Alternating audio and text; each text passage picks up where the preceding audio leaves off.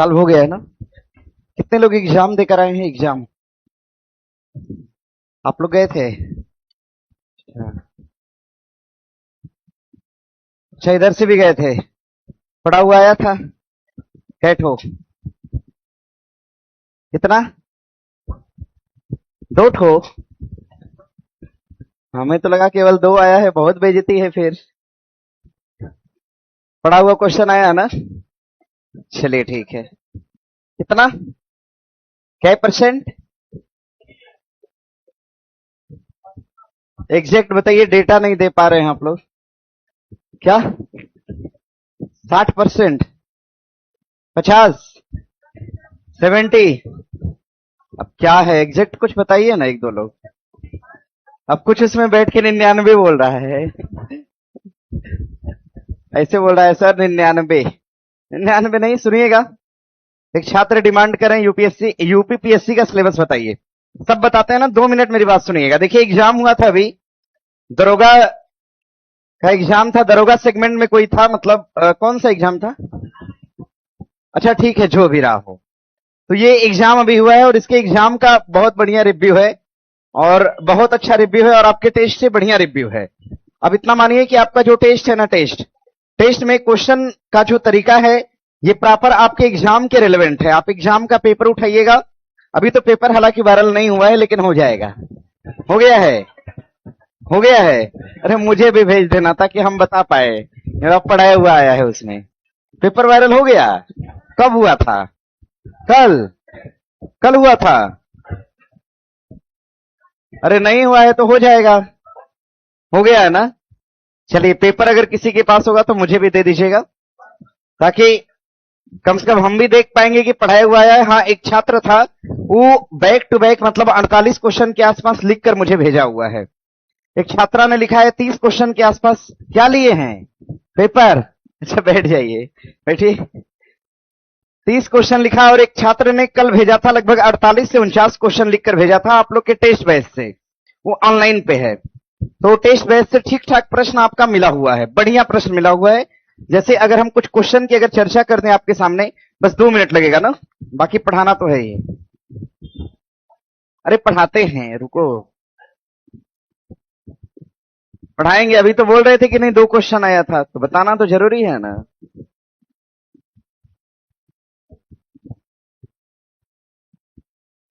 हल्ला नहीं करिएगा। देखो, फ्लैक्स फ्यूल वाहन के बारे में पूछा था, पढ़ाया है। फ्लैक्स फ्यूल वाहन ये आपके बैच में पढ़ाया है। आप जो पढ़ा होगा वो जानता होगा। मारुति कंपनी ने, सुजुकी कंपनी ने वैगनार को फ्लैक्स फ्यूल के रूप में प्रयोग किया था और उस 100% इथेनॉल संचालित है। शुक्रयान के बारे में पूछा है, शुक्रयान के बारे में। और थल सेना अध्यक्ष के बारे में पूछा है। कई बार हम धीरज सेठ का नाम लिए होंगे। फीफा 2026 का आयोजन पूछा है, बताया ना, मैक्सिको, कनाडा, अमेरिका, ये सब। न्यूनतम जनसंख्या पूछा है 2011 की जनगणना में किस राज्य का है? सिक्किम का है। आगे इसमें और पूछा है नवीकरणीय ऊर्जा के बारे में पूछा हुआ है, ये पढ़ाया है मैंने। और कामागाटा मारू जहाज के बारे में पूछा है। और इसमें और दिया है कि उज्ज्वला योजना के बारे में पूछा है। हम कई बार इन चीजों का जिक्र किए हुए हैं आपसे। उज्ज्वला योजना के बारे में, केसीसी के बारे में पूछा है और बंबई बंगाल मद्रास विश्वविद्यालय के बारे में पूछा है। और उस समय भी मैंने बताया भी था, आज के क्वेश्चन में भी शायद होगा, है ना, क्वेश्चन है। और आगे उच्चतम न्यायालय की स्थापना और पहले सीजीआई के बारे में पूछा है।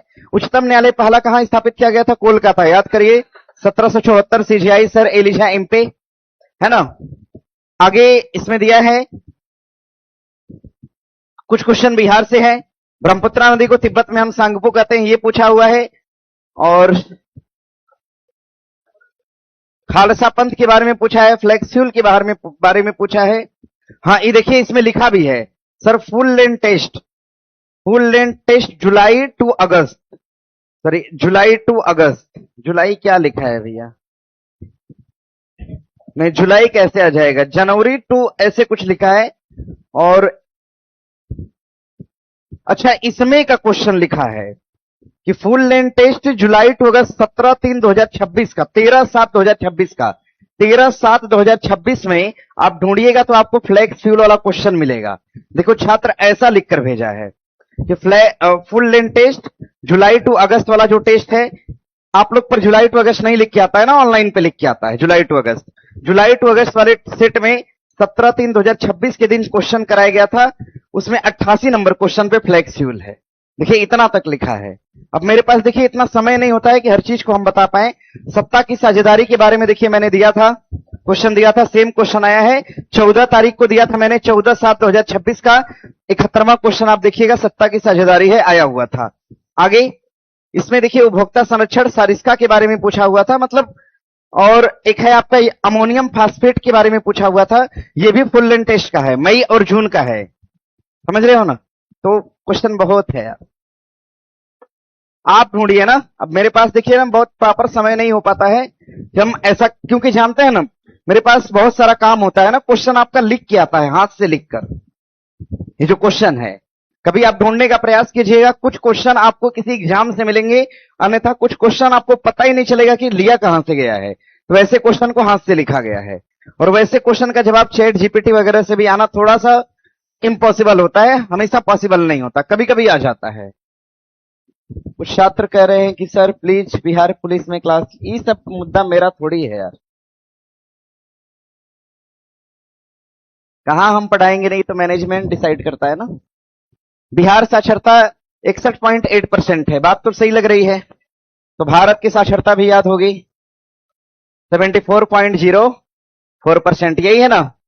अच्छा ये बताइए बिहार की साक्षरता भारत की साक्षरता से ज्यादा या कम? कम है, क्या है?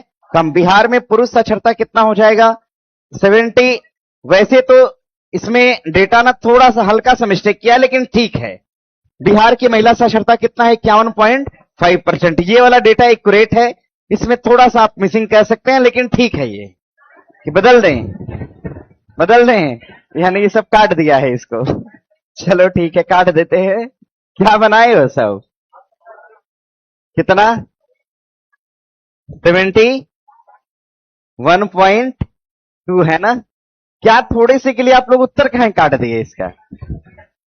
हम तो उत्तर लगाने वाले थे सी, तो अभी क्या लगा दें? सी लगाएं? हल्ला मत करो। अधिकतम लोगों ने क्या लगाया है ये बताइए? सी लगाए हैं ना, बस बस बस बस। हल्ला मत करो, पहला क्वेश्चन है, अभी समझ में नहीं आता है। अरे मत हल्ला करिए, अरे क्वेश्चन अभी हम शुरू कर रहे हैं, आप लोग इतना हल्ला कर रहे हो, कैसे काम हो पाएगा? हमने यही पूछा कि नंबर ऑफ स्टूडेंट मतलब ज्यादा जो होंगे वही हम लगा देंगे।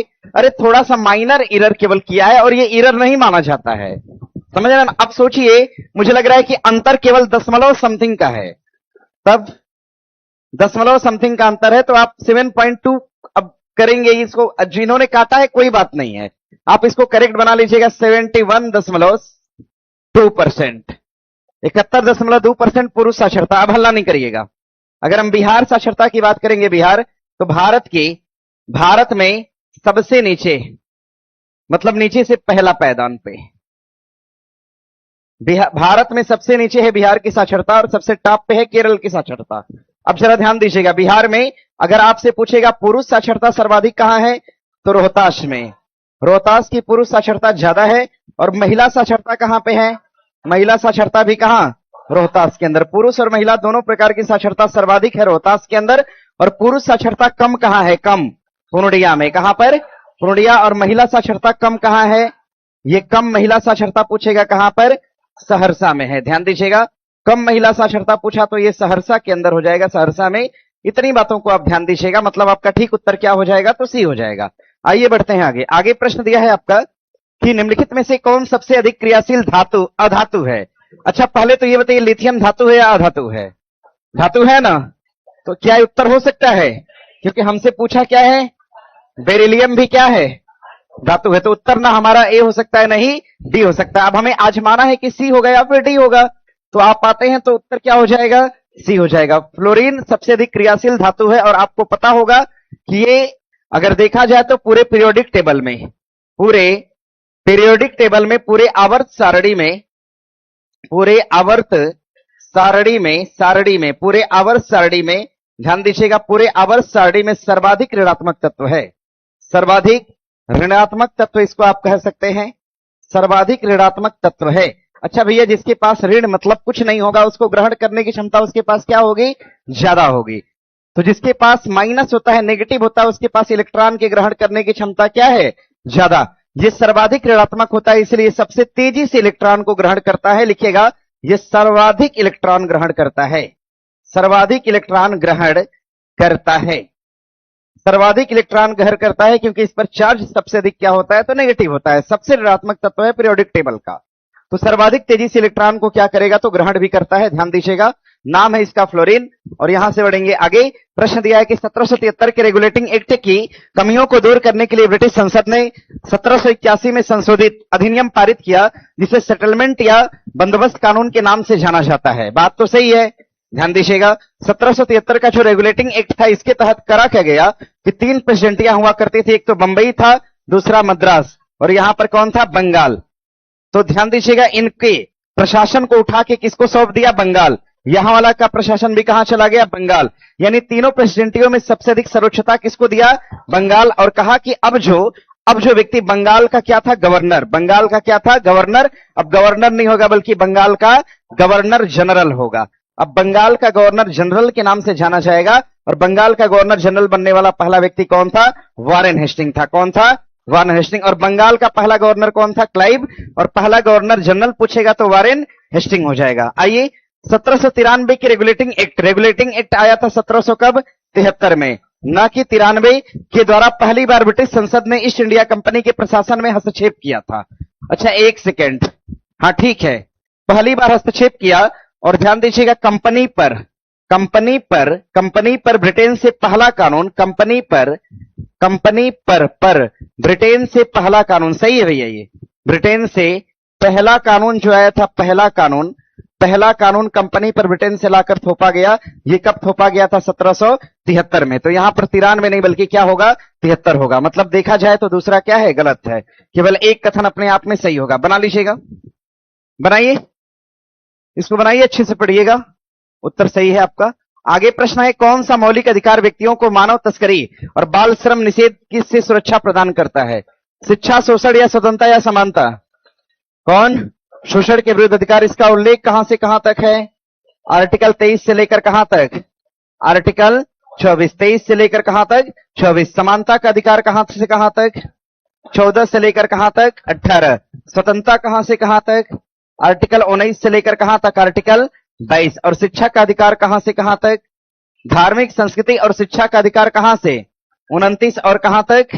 30 तक है। इसमें एक बच गया आपका, धार्मिक स्वतंत्रता। धार्मिक स्वतंत्रता का अधिकार कहां से कहां तक? आर्टिकल 25 से लेकर कहां तक? आर्टिकल 28 तक है। ये सभी अपने आप में क्या है? Fundamental right. अच्छा, मूल अधिकारों की अभी संख्या कितनी है? 6। पहले कितना था? 7। पहले कितना था? 7। अभी कितना है? 6। एक तो अधिकार समानता, स्वतंत्रता, शोषण, धार्मिक स्वतंत्रता, शिक्षा और संस्कृति, और संवैधानिक उपचारों का अधिकार। कुल संख्या कितनी है? 6। इनका विस्तार 12 से लेकर कहां तक? 35। 12 से लेकर कहां तक? 35। बताइए, फंडामेंटल राइट 12 में कहा गया राज्य की परिभाषा, 13 में कहा गया कोई ऐसा कानून संविधान के लागू होने से पहले का हो चाहे बाद का हो, अगर मूल अधिकार का हनन करेगा तो समाप्त हो जाएगा, मतलब अवैध घोषित हो जाएगा। आर्टिकल 14 में कहा गया विधि के समक्ष समानता। आर्टिकल 15 में कहा गया धर्म, लिंग, जाति, जन्म स्थान के आधार पर कोई भेदभाव। अच्छा, भेदभाव का कितना आधार? 5। और आर्टिकल 16 में लोक नियोजन में अवसर की समानता। आर्टिकल 17 में अस्पृश्यता। आर्टिकल 18 में उपाधियों का अंत। आर्टिकल 19 में अभिव्यक्ति की स्वतंत्रता। आर्टिकल 20 में दोष सिद्धि का संरक्षण। आर्टिकल 21 में प्राण और दैहिक। 21 के क में शिक्षा संबंधी अधिकार। आर्टिकल 22 में गिरफ्तारी का संरक्षण। आर्टिकल 23 में बलाश्रम। आर्टिकल 24 में कहा गया 14 से कम के बच्चों को कल कारखानों में नहीं लगाया जाए। आर्टिकल 25 में कहा गया धर्म का अंतःकरण। आर्टिकल 26 में धार्मिक प्रबंधन। आर्टिकल 27 में कहा गया धार्मिक पैसे पर कोई टैक्स नहीं होगा। आर्टिकल 28 में कहा गया सरकारी खर्चे पर चलने वाले विद्यालय में धर्म की शिक्षा नहीं होगी। आर्टिकल 29 में कहा गया अल्पसंख्यक के हितों का संरक्षण। आर्टिकल 30 में कहा गया अल्पसंख्यक समुदाय अपने लिए विद्यालय खोल सकता है। आर्टिकल 31 को हटा दिया गया और इसको कहां रखा गया? 300 के क में। अब ये फंडामेंटल राइट से क्या है? बाहर। 31 के क में किसका अधिकार था? संपत्ति का अधिकार। 44वां संशोधन 1978 में इसको क्या कर दिया गया? बाहर कर दिया गया। अब भाग 3 से कहां चला गया? भाग नंबर 12 में चला गया। आर्टिकल 32 में कहा गया संवैधानिक उपचारों का अधिकार। आर्टिकल 33 में कहा गया सेना और प्रेस के मूल अधिकार का अल्पीकरण। आर्टिकल 34 में कहा गया कि सेना का कानून लागू होने पर मूल अधिकार क्या होंगे, तो समाप्त। आर्टिकल 35 में कहा गया मूल अधिकार पर कानून कौन बनाएगा, संसद बनाएगी। फिलहाल देख लीजिएगा, ये आपके फंडामेंटल राइट लिए गए थे कहां से, अमेरिका। संख्या थी 7, अभी कितनी है, 6, और 6 अधिकार आपको दिए गए हैं, ये ध्यान दीजिएगा। आगे बढ़िएगा, प्रश्न दिया है कि निम्नलिखित में से सही विकल्प का चयन करिए। 246 नंबर अनुच्छेद के अंतर्गत भारतीय संविधान की 7वीं अनुसूची के संबंध में प्रावधान दिए गए हैं। बात तो ठीक लग रही है, सही है ना। आइए बढ़ते हैं आगे। वर्तमान समय में संघ सूची में विषय की संख्या 98 है। 98 है। संघ सूची में कितना विषय है, 100 विषय है। आगे राज्य सूची में विषय की संख्या 59 है। 59 है। कितना है, समवर्ती सूची में विषय कितना है, 52 है। यानी एक तरह से आप देख पाएंगे कि अच्छा क्या है इसमें दिया, क्या है, सही पूछा है ना, तो सही तो है नहीं। सुनिएगा ना, नहीं नहीं ऐसे नहीं करना है, सुनिए मेरी बात को। इसको सही को बना लेंगे गलत तो हमारा उत्तर मिल जाएगा सी, सही नहीं है। हल्ला मत करिएगा, मत हल्ला करिए ना, हल्ला नहीं करिए, हल्ला नहीं करते। जब पता चल गया कि हाँ ये होना है तो क्यों शोर मचाना, फिर इसको बना लीजिएगा ना। देखिए हम थोड़ा सा इस पे बात करेंगे आपसे। संविधान की एक अनुसूची आपने सुना होगा, 7वीं, सुना है ना भैया। 7वीं अनुसूची में कहा गया कि राज्य सूची, क्या कहा गया, फिर कहा गया उसके बाद समवर्ती सूची, है ना। राज्य सूची पर कानून बनाएगा राज्य, संघ पर बनाएगा केंद्र, समवर्ती पर दोनों बनाएंगे, ठीक है। अगर हम पहले की बात करेंगे, पहले स्थिति क्या थी और अब स्थिति क्या है। पहले की अगर हम बात करेंगे, पहले राज्य सूची में कितना विषय था, पहले राज्य सूची में कितना विषय था, अरे कितना था, कितना, 66। अभी कितना है, संघ सूची में कितना विषय था, पहले कितना था, कितना, अभी कितना है, 100 है। पहले कितना था, समवर्ती में पहले कितना था, 48, 47। अभी कितना है, अभी कितना है, 52। तो पहले का और वर्तमान का मैंने दोनों दे दिया आपको, देख लीजिएगा। हाँ, इनका उल्लेख कहां करा गया है, 7वें में करा गया है। और जो संघ राज्य समवर्ती सूची का विचार आप देख पाते हैं, इसको 1935 के अधिनियम से लाया गया था। कभी सवाल बनेगा किस एक्ट से ये लाया गया था, 1935 के अधिनियम में इसकी घोषणा करी गई थी। आगे प्रश्न दिया है कि भारतीय राष्ट्रीय कांग्रेस का 31वां अधिवेशन 1916 ईस्वी में अंबिका चरण मजूमदार की अध्यक्षता में किस शहर में आयोजित किया गया था, जिसमें बिहार के प्रतिनिधि के रूप में राजकुमार शुक्ला आए थे। अधिवेशन कहां पर, लखनऊ में ना। कहां पर आयोजन किया गया, लखनऊ। दिया है क्या, उत्तर क्या होगा, डी हो जाएगा।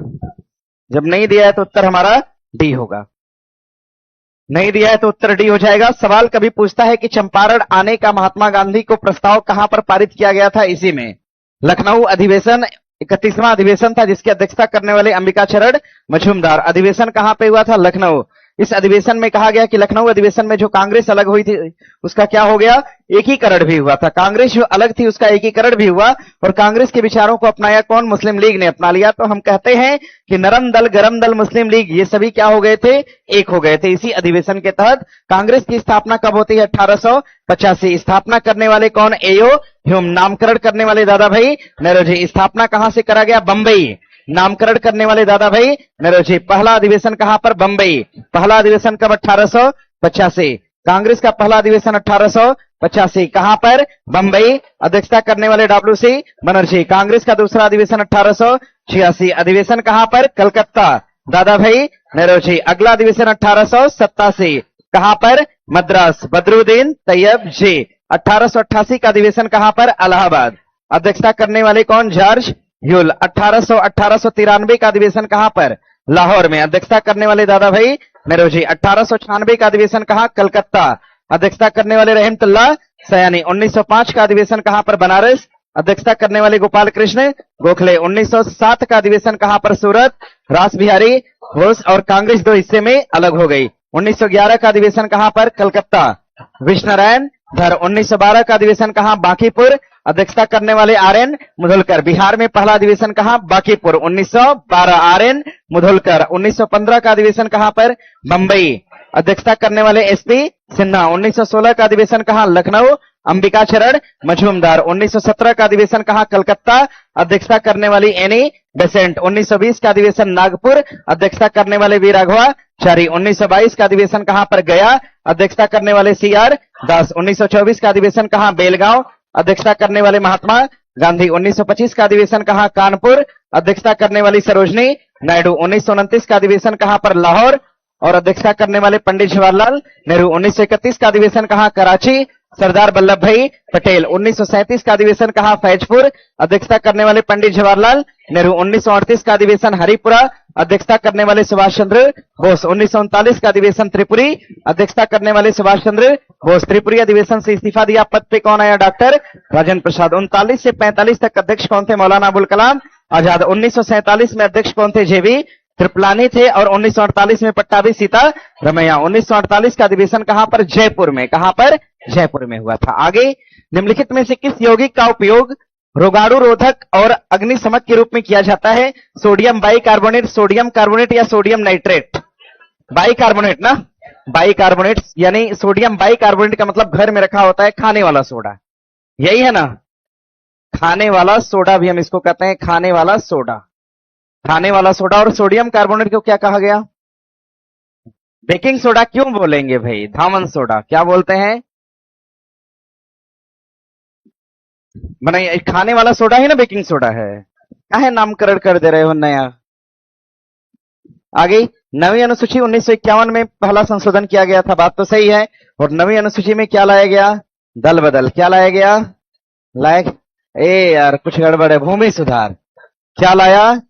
भूमि सुधार लाया गया, जोड़ा गया भूमि सुधार। हाँ, 10वीं में जोड़ा गया दल बदल। दल बदल लाया गया था कब? 10वीं अनुसूची 1985 का 52वां संविधान संशोधन।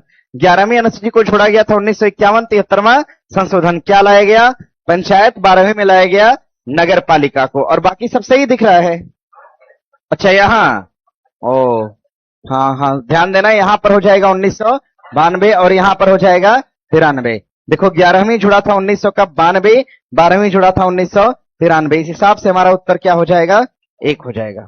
बनाइए, ऐसा तो नहीं है ना माइनर एरर है लगा दिए हो चारों से, हो सकता था ऐसा। आगे है, केंद्रीय सांख्यिकी और कार्यक्रम कार्यान्वयन मंत्रालय ने सकल घरेलू उत्पाद जीडीपी का आधार वर्ष क्या बताया? 22 और 23 बताया। जीडीपी का आधार वर्ष 22 और 23। ये बताओ जरा, हम पढ़ाए हैं ना, सीपीआई का आधार वर्ष कितना? 2023 और बताइए जरा, आईआईपी का आधार वर्ष कितना? 2022 और डब्ल्यूपीआई का आधार वर्ष क्या है? 2022 और यही है। चलिए, बहुत अच्छे। आगे प्रश्न है, कल्याणकारी राज्य का उद्देश्य कमजोर वर्गों के कल्याण का प्रबंध करना होता है। बात तो ठीक है, करना होगा। भारत में राजनीतिक सत्ता का प्रमुख स्रोत जनता को माना गया है, यह भी ठीक है। द्विसदनी अगर कार्यपालिका है तो राष्ट्रपति शासन प्रणाली आधारभूत तत्व है, गलत बात है भैया। अगर द्विसदनी प्रणाली है मतलब प्रणाली कैसी है? तो संसदीय है। कैसी है? संसदीय। संसदीय प्रणाली में राष्ट्रपति को हम केंद्र में नहीं रख सकते, इस बात को ध्यान में रखिएगा। यानी राष्ट्रपति शासन प्रणाली नहीं है, बल्कि वहां पर कैसी प्रणाली है? संसदीय प्रणाली है। मतलब तीसरा स्टेटमेंट आपका क्या होगा? कट जाएगा। आगे, राष्ट्रपति पद्धति में समस्त कार्यपालिका की शक्तियां राष्ट्रपति में निहित होती हैं, ये बात क्या है? सही है। सही है, मतलब देखा जाए तो 1, 2 और 4 सही है। उत्तर क्या होगा? सी होगा। देखिए, जब हम द्विसदनी बोलते हैं ना, द्विसदनी, तो उस समय संसदीय व्यवस्था अप्लाई हो जाती है, प्रभाव संसद का हो जाता है, ध्यान दीजिएगा। आगे प्रश्न है, मुंगेर पहाड़ी क्षेत्र निम्नलिखित में से भौतिक प्रदेश में किसका भाग है? अच्छा बताइए, दक्षिण या उत्तर? दक्षिण पहाड़ी या मैदान? पहाड़ी। चलिए, बढ़िया है, अच्छी बात है। देखिए, ये रहा आपका बिहार, कुछ इस तरह का है। ये हिस्सा थोड़ा सा ऐसे दबा हुआ है ना, और बीच से एक नदी गई है, नदी का नाम गंगा। यहां से नदी गई है, और गंगा नदी के नीचे का जो हिस्सा है इसको हम क्या बोलते हैं? दक्षिणी बिहार। इसको हम दक्षिणी बिहार का नाम देंगे। ऊपर वाला हिस्सा क्या है?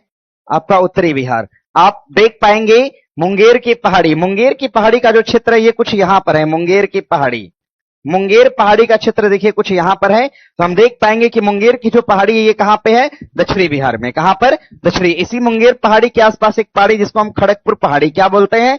खड़गपुर पहाड़ी। तो सवाल कभी पूछेगा कि खड़गपुर पहाड़ी का हिस्सा भी कहां पे है? तो दक्षिणी बिहार के अंदर। एक सवाल बताओ मुझे, ये हिस्सा तो मैदानी भाग है, ये हिस्सा क्या है? मैदानी भाग। और नीचे की तरफ हो जाएगा आपका छोटा नागपुर का पठार, छोटा नागपुर पठार है। तो हम ऐसा कह सकते हैं कि मुंगेर की पहाड़ी मैदानी भाग और छोटा नागपुर पठार के बीच में है, ऐसा बोल सकते हैं ना। ये क्वेश्चन एग्जाम में आया है कि मैदानी भाग और छोटा नागपुर पहाड़ के बीच का संक्रमण हिस्सा क्या कहलाता है? मुंगेर की पहाड़ी कहलाता है। मतलब उत्तर क्या हो जाएगा? बी हो जाएगा। बनाइए। दक्षिण बिहार का मैदान, अंग और मगध का मैदान कहां है? दक्षिणी बिहार में है ना। अंग और मगध का मैदान कहां है? दक्षिणी बिहार। दक्षिणी बिहार का मैदान, इसमें एक तो अंग का मैदान आएगा, दूसरा मगध का मैदान आएगा। अंग और मगध दोनों का मैदान कहां है? दक्षिणी बिहार के अंदर। उत्तर बिहार का मैदान ध्यान दीजिएगा, सीतामढ़ी वगैरह के क्षेत्र को हम कहते हैं। और आगे अगर हम बात करते हैं सोमेश्वर की पहाड़ी कहां पे है? देखिए यहां पर पश्चिमी चंपारण। अच्छा, सोमेश्वर की पहाड़ी किसका हिस्सा है? शिवालिक। किसका भाग है? शिवालिक। बिहार में इसकी दिशा क्या हो जाएगी? तो भैया दिशा देखेंगे तो उत्तर और कहां? पश्चिम। इसकी दिशा कहां है? उत्तर और पश्चिम में इसकी दिशा हो जाएगी, उत्तर और पश्चिम में। ध्यान दीजिएगा, उत्तर और पश्चिम दिशा में है आपका सोमेश्वर की पहाड़ी, जो शिवालिक का हिस्सा है। आगे प्रश्न है, प्रकाश के पूर्णांतरिक परावर्तन के कारण ही मृग मरीचिका का बनना संभव हो पाता है। बात तो सही है। मृग मरीचिका देखे हैं? गर्मी के समय में रोड पे चल रहे हैं, सामने दिखता है कि लगा है पानी भरा हुआ है। रेगिस्तान में आप जाएंगे तो दूर देखेंगे तो लगेगा समंदर है, लेकिन रेत एक्चुअल में चमक रही होती है। इसमें टोटल इंटरनल रिफ्लेक्शन काम करता है। समझ रहे इस बात को? अगर कहीं पे भी आपको चमकती हुई कोई चीज दिखे, अगर कहीं पे आपको कोई भी शीशा चमकता है, हीरा चमकता है, मृग मरीचिका चमक रही, धनुष चमक रहा है, तो कभी चमकती हुई चीज दिखे तो वहां पर क्या होगा? पूर्ण आंतरिक परावर्तन। हमेशा और हमेशा होगा पूर्ण आंतरिक परावर्तन। अच्छा बताइए, जो प्रकाशी तंतु होता है ऑप्टिकल फाइबर, वो भी तो चमकता है। तो ऑप्टिकल फाइबर की जो चमक होती है वो भी किस में आएगी? पूर्ण आंतरिक परावर्तन में आएगी। आगे प्रकाशी तंतु विवर्तन। देखो, प्रकाशी तंतु का मतलब क्या है? Optical fibre. हमने अभी बताया कि जो ऑप्टिकल फाइबर होता है, ऑप्टिकल फाइबर भी किससे के द्वारा हमें दिखाई देता है? टोटल इंटरनल रिफ्लेक्शन, यानी पूर्ण आंतरिक परावर्तन के थ्रू हमें दिखाई देता है। इस बात को ध्यान दीजिएगा। मतलब बी कथन अपने आप में क्या है? गलत है। और हमें ढूंढना क्या था? हाँ, तो मिल गया। फिर प्रकाश सजावटी तथा विज्ञापन के लिए विसर्जन नलिकाओं में प्रयुक्त होने वाली गैस नियॉन है। बात सही है। उपरोक्त में से कोई नहीं उत्तर तो दे ही नहीं सकते, क्योंकि हमें ऑलरेडी एक गलत मिल चुका है। तो जितनी भी वस्तुएं चमक रही हैं क्या है? पूर्ण आंतरिक परावर्तन। अच्छा, कोई भी घटना अगर झूठी है तो क्या है? अपवर्तन। क्या है? और कोई घटना सच्ची है तो परावर्तन। बोलिए, परावर्तन। आप मुझे देख पा रहे हैं, घटना क्या है? हम हैं तभी तो दिख रहे हैं, यानी सच्ची घटना है तो क्या है? परावर्तन। आप मुझे देख पा रहे हैं यानी क्या है? परावर्तन। आप कभी देख पाइएगा कि तारे जो है वो टिमटिमाते हुए दिखाई देते हैं। क्या एक्चुअल में तारा टिमटिमा रहा है? प्रकाश की कौन सी घटना? कांच के ग्लास में अगर पेन डाल देंगे ना, जहां से पानी भरा है वहीं से मुड़ी हुई दिखाई देती है। क्या एक्चुअल में पेन मुड़ी होती है क्या? कांच की तली पर सिक्का डालेंगे तो उभरा हुआ दिखाई देगा। क्या सिक्का उभरा होता है क्या? नहीं। समंदर की तली समान सतह से ऊपर दिखाई देती है। क्या ऐसा होता है क्या? मछली पकड़े होंगे कभी आप लोग? पकड़े हैं ना? देखेंगे मछली जहां पे होती है उससे नीचे होती है वो, लेकिन जब हम पकड़ने जाते हैं तो भाग जाते हैं। इसके पीछे कारण है, क्योंकि हम निशाना वहीं लगाते हैं जहां मछली होती है, लेकिन निशाना लगाना है कहां? जहां है वहां से नीचे निशाना लगाना है। तो ये घटना कौन सी है? अपवर्तन। और कभी भी अगर कहीं रंग दिखे तो क्या होगा? प्रकीर्णन। कहीं चमक दिखे तो पूर्णांतरिक परावर्तन। अगर रंग बिखर जाए तो डिस्पर्जन। बना लेंगे ना? हाँ, ये सब सिद्धांत है प्रकाश का, सब बोल दिए हमें कई बार में। देखो, दिया है कि पिछले लोकसभा चुनाव की तुलना में इस बार लोकसभा चुनाव में मतदान कम हुआ है। ये तो रहा कथन। कहा गया कि पुराने लोकसभा चुनाव में जितना वोट पड़ा था इस बार नहीं पड़ा है, तो चुनाव आयोग को लोकसभा का चुनाव पुनः कराने की घोषणा करना चाहिए। वोट कम पड़ा है, फिर से चुनाव कराओ। कहना ठीक होगा? ऐसा नहीं है भैया। वोट कम पड़ा है, लोगों की मर्जी, लोगों ने वोट नहीं दिया, फिर से चुनाव थोड़ी होगा। चुनाव आयोग को उन लोगों को मतदान का अधिकार देना ही नहीं चाहिए जिन्होंने वोट नहीं मारा है। बात सही है क्या? जो वोट नहीं मारा उसको वोट से बहिष्कार कर दो। ऐसा नहीं हो सकता। यानी कि दोनों क्या है? गलत है। न तो एक अनुसरण करेगा न तो दो अनुसरण करेगा। भैया चुनाव में वोट कम पड़ा, इसका मतलब ही थोड़ी है कि चुनाव से हटा दो लोगों को और दोबारा चुनाव करवा लो। हाँ, नहीं पड़ा है, लोगों का मन नहीं था, नहीं वोट मारा होगा। आगे प्रश्न है, कृषि उपज का वह भाग जो किसान द्वारा बेचा जाता है उसे हम क्या कहते हैं? अच्छा देखिए, ऐसी फसल जिसको हम केवल बोएं और खाएं तो क्या है? निर्वाह है। ध्यान दीजिएगा। और ऐसी फसल मतलब हमें जितनी हमारी जरूरत है उतनी ही हम लगाते हैं, उसे हम क्या बोलते हैं? संपूर्ण सामग्री। और सहायक सामग्री का मतलब अपने आवश्यकता अनुसार चीजों को उपजाते हैं, वो क्या है? सहायक है। लेकिन जब हम फसल को बेच रहे होते हैं, जैसे मान लीजिए गेहूं लगाया आपने, खाने के लिए 1 साल का पूरा स्टॉक रख लिया, उसके बाद बचा हुआ बेच दिया, इसको हम क्या बोलते हैं? विपणन अधिशेष। यानी कृषि का वह उत्पाद जो सामान्य से अगर ज्यादा हो जाए, आवश्यकता से ज्यादा, उसे बेचते हैं। बेचने को हम विपणन अधिशेष कहते हैं। मार्च 2026 में किस देश ने विश्व स्वास्थ्य संगठन से औपचारिक रूप से अपना नाम वापस ले लिया है? कौन? अर्जेंटीना ले लिया है। WHO का नाम सुना है आप लोगों ने? WHO की स्थापना कब होती है? 7 अप्रैल वर्ष 1948। और WHO की बात करते हैं, इसका हेडक्वार्टर कहां पे हो जाएगा? जेनेवा में। कहां पर? जेनेवा। WHO के अध्यक्ष कौन हो जाएंगे? Tedros Adhanom. कौन हो जाएंगे? टेड्रोस अधनाम हो जाएंगे इसके अध्यक्ष। इस बात को ध्यान में रखना, ठीक है। आगे देखो, प्रश्न दिया है, निम्नलिखित में से गलत विकल्प का चयन करिए। अन्नामलाई पहाड़ी केरल और तमिलनाडु राज्य की सीमा पर है। बात तो सही है। आगे है, नीलगिरी पर्वतमाला तमिलनाडु, केरल और कर्नाटक राज्य में विस्तृत है। शिवराय की पहाड़ी आंध्र प्रदेश की सलेम। अच्छा, ये जो सलेम है ये कहां है? सलेम कहां है? तमिलनाडु। तो आंध्र प्रदेश का नाम कहां दिया है भैया? ये तो गलत हो गया फिर, मतलब यही गलत है। गड़जात की पहाड़ी उड़ीसा राज्य में है तथा गोंड जनजाति निवास करती है। बात सही है। सलेम जो कस्बा है ये कहां पे है? तमिलनाडु में है। तो शिवराय पहाड़ी का संबंध किससे हो जाएगा? तमिलनाडु से हो जाएगा। बताइए, पालकोंडा पहाड़ी कहां है? पालकोंडा पहाड़ी कहां पर? केरल में। ध्यान दीजिएगा, केरल बना लीजिएगा। शेषाचलम पहाड़ी कहां पे है? शेषाचलम आंध्र प्रदेश। कहां पर? आंध्र प्रदेश में है। आगे, सातमाला पहाड़ी कहां है? महाराष्ट्र में। गुजरात और महाराष्ट्र में है। अजंता कहां है? महाराष्ट्र। एलोरा कहां है? और एलिफेंटा कहां है? महाराष्ट्र में। परिसंचरण तंत्र के अध्ययन को हम क्या बोलते हैं? एंजियोलॉजी। क्या बोलेंगे? एंजियोलॉजी कहते हैं। परिसंचरण तंत्र के अध्ययन को हम कहते हैं एंजियोलॉजी। परिसंचरण का मतलब समझ रहे हो? ब्लड जो है हमारे शरीर में घूमता है, ब्लड का परिवहन ही क्या कहलाता है? परिसंचरण। ब्लड का हमारे शरीर में परिवहन क्या कहलाएगा? ब्लड का संचरण। और ब्लड संचरण यानी ब्लड परिवहन के बारे में बताने वाले कौन थे? William Harvey. कौन बताया था? विलियम हार्वे ने पहली बार ब्लड सर्कुलेशन के बारे में बताया था। कहा कि हमारे शरीर में ब्लड घूमते घूमते जब अशुद्ध हो जाता है तो जाता है कहां पर? फेफड़ा में शुद्ध होने के लिए। आगे है, निम्नलिखित घटनाओं पर विचार करिए। सहायक संधि प्रणाली की शुरुआत करा गया था 1798 में। 1700 कब? 98 में। आगे, कलकत्ता, मद्रास और बंबई में 3 विश्वविद्यालय बनाए गए थे। ये कब बनाए गए थे? 1857 में। नहीं, ये तो गलत बात हो जाएगी। विश्वविद्यालय बनाए गए थे 1800। लॉर्ड मेयो की हत्या कब होती है? 1872 में ना? 72 में। बाकी यहां पर हम क्या लिखें विश्वविद्यालय में? विश्वविद्यालय का जो एक्ट था लिखिए, विश्वविद्यालय एक्ट। इसका जो एक्ट था, एक्ट कब आया था? 58 तो नहीं कह सकते, अधिनियम के तहत नहीं लाया गया था। 61 होगा ना? 61 होगा। और इसका हो जाएगा आपका, नहीं, गड़बड़ हो जाएगा। इसका बनाइएगा, इसका उच्च न्यायालय का 1862। यहां वाला फंस रहा है ना? इसको देखिए एक बार, क्या होना चाहिए? 58 ही है, 54 है। ए सुनो यार, हल्ला मत करो। क्या है? 1800 वुड डिस्पैच के माध्यम से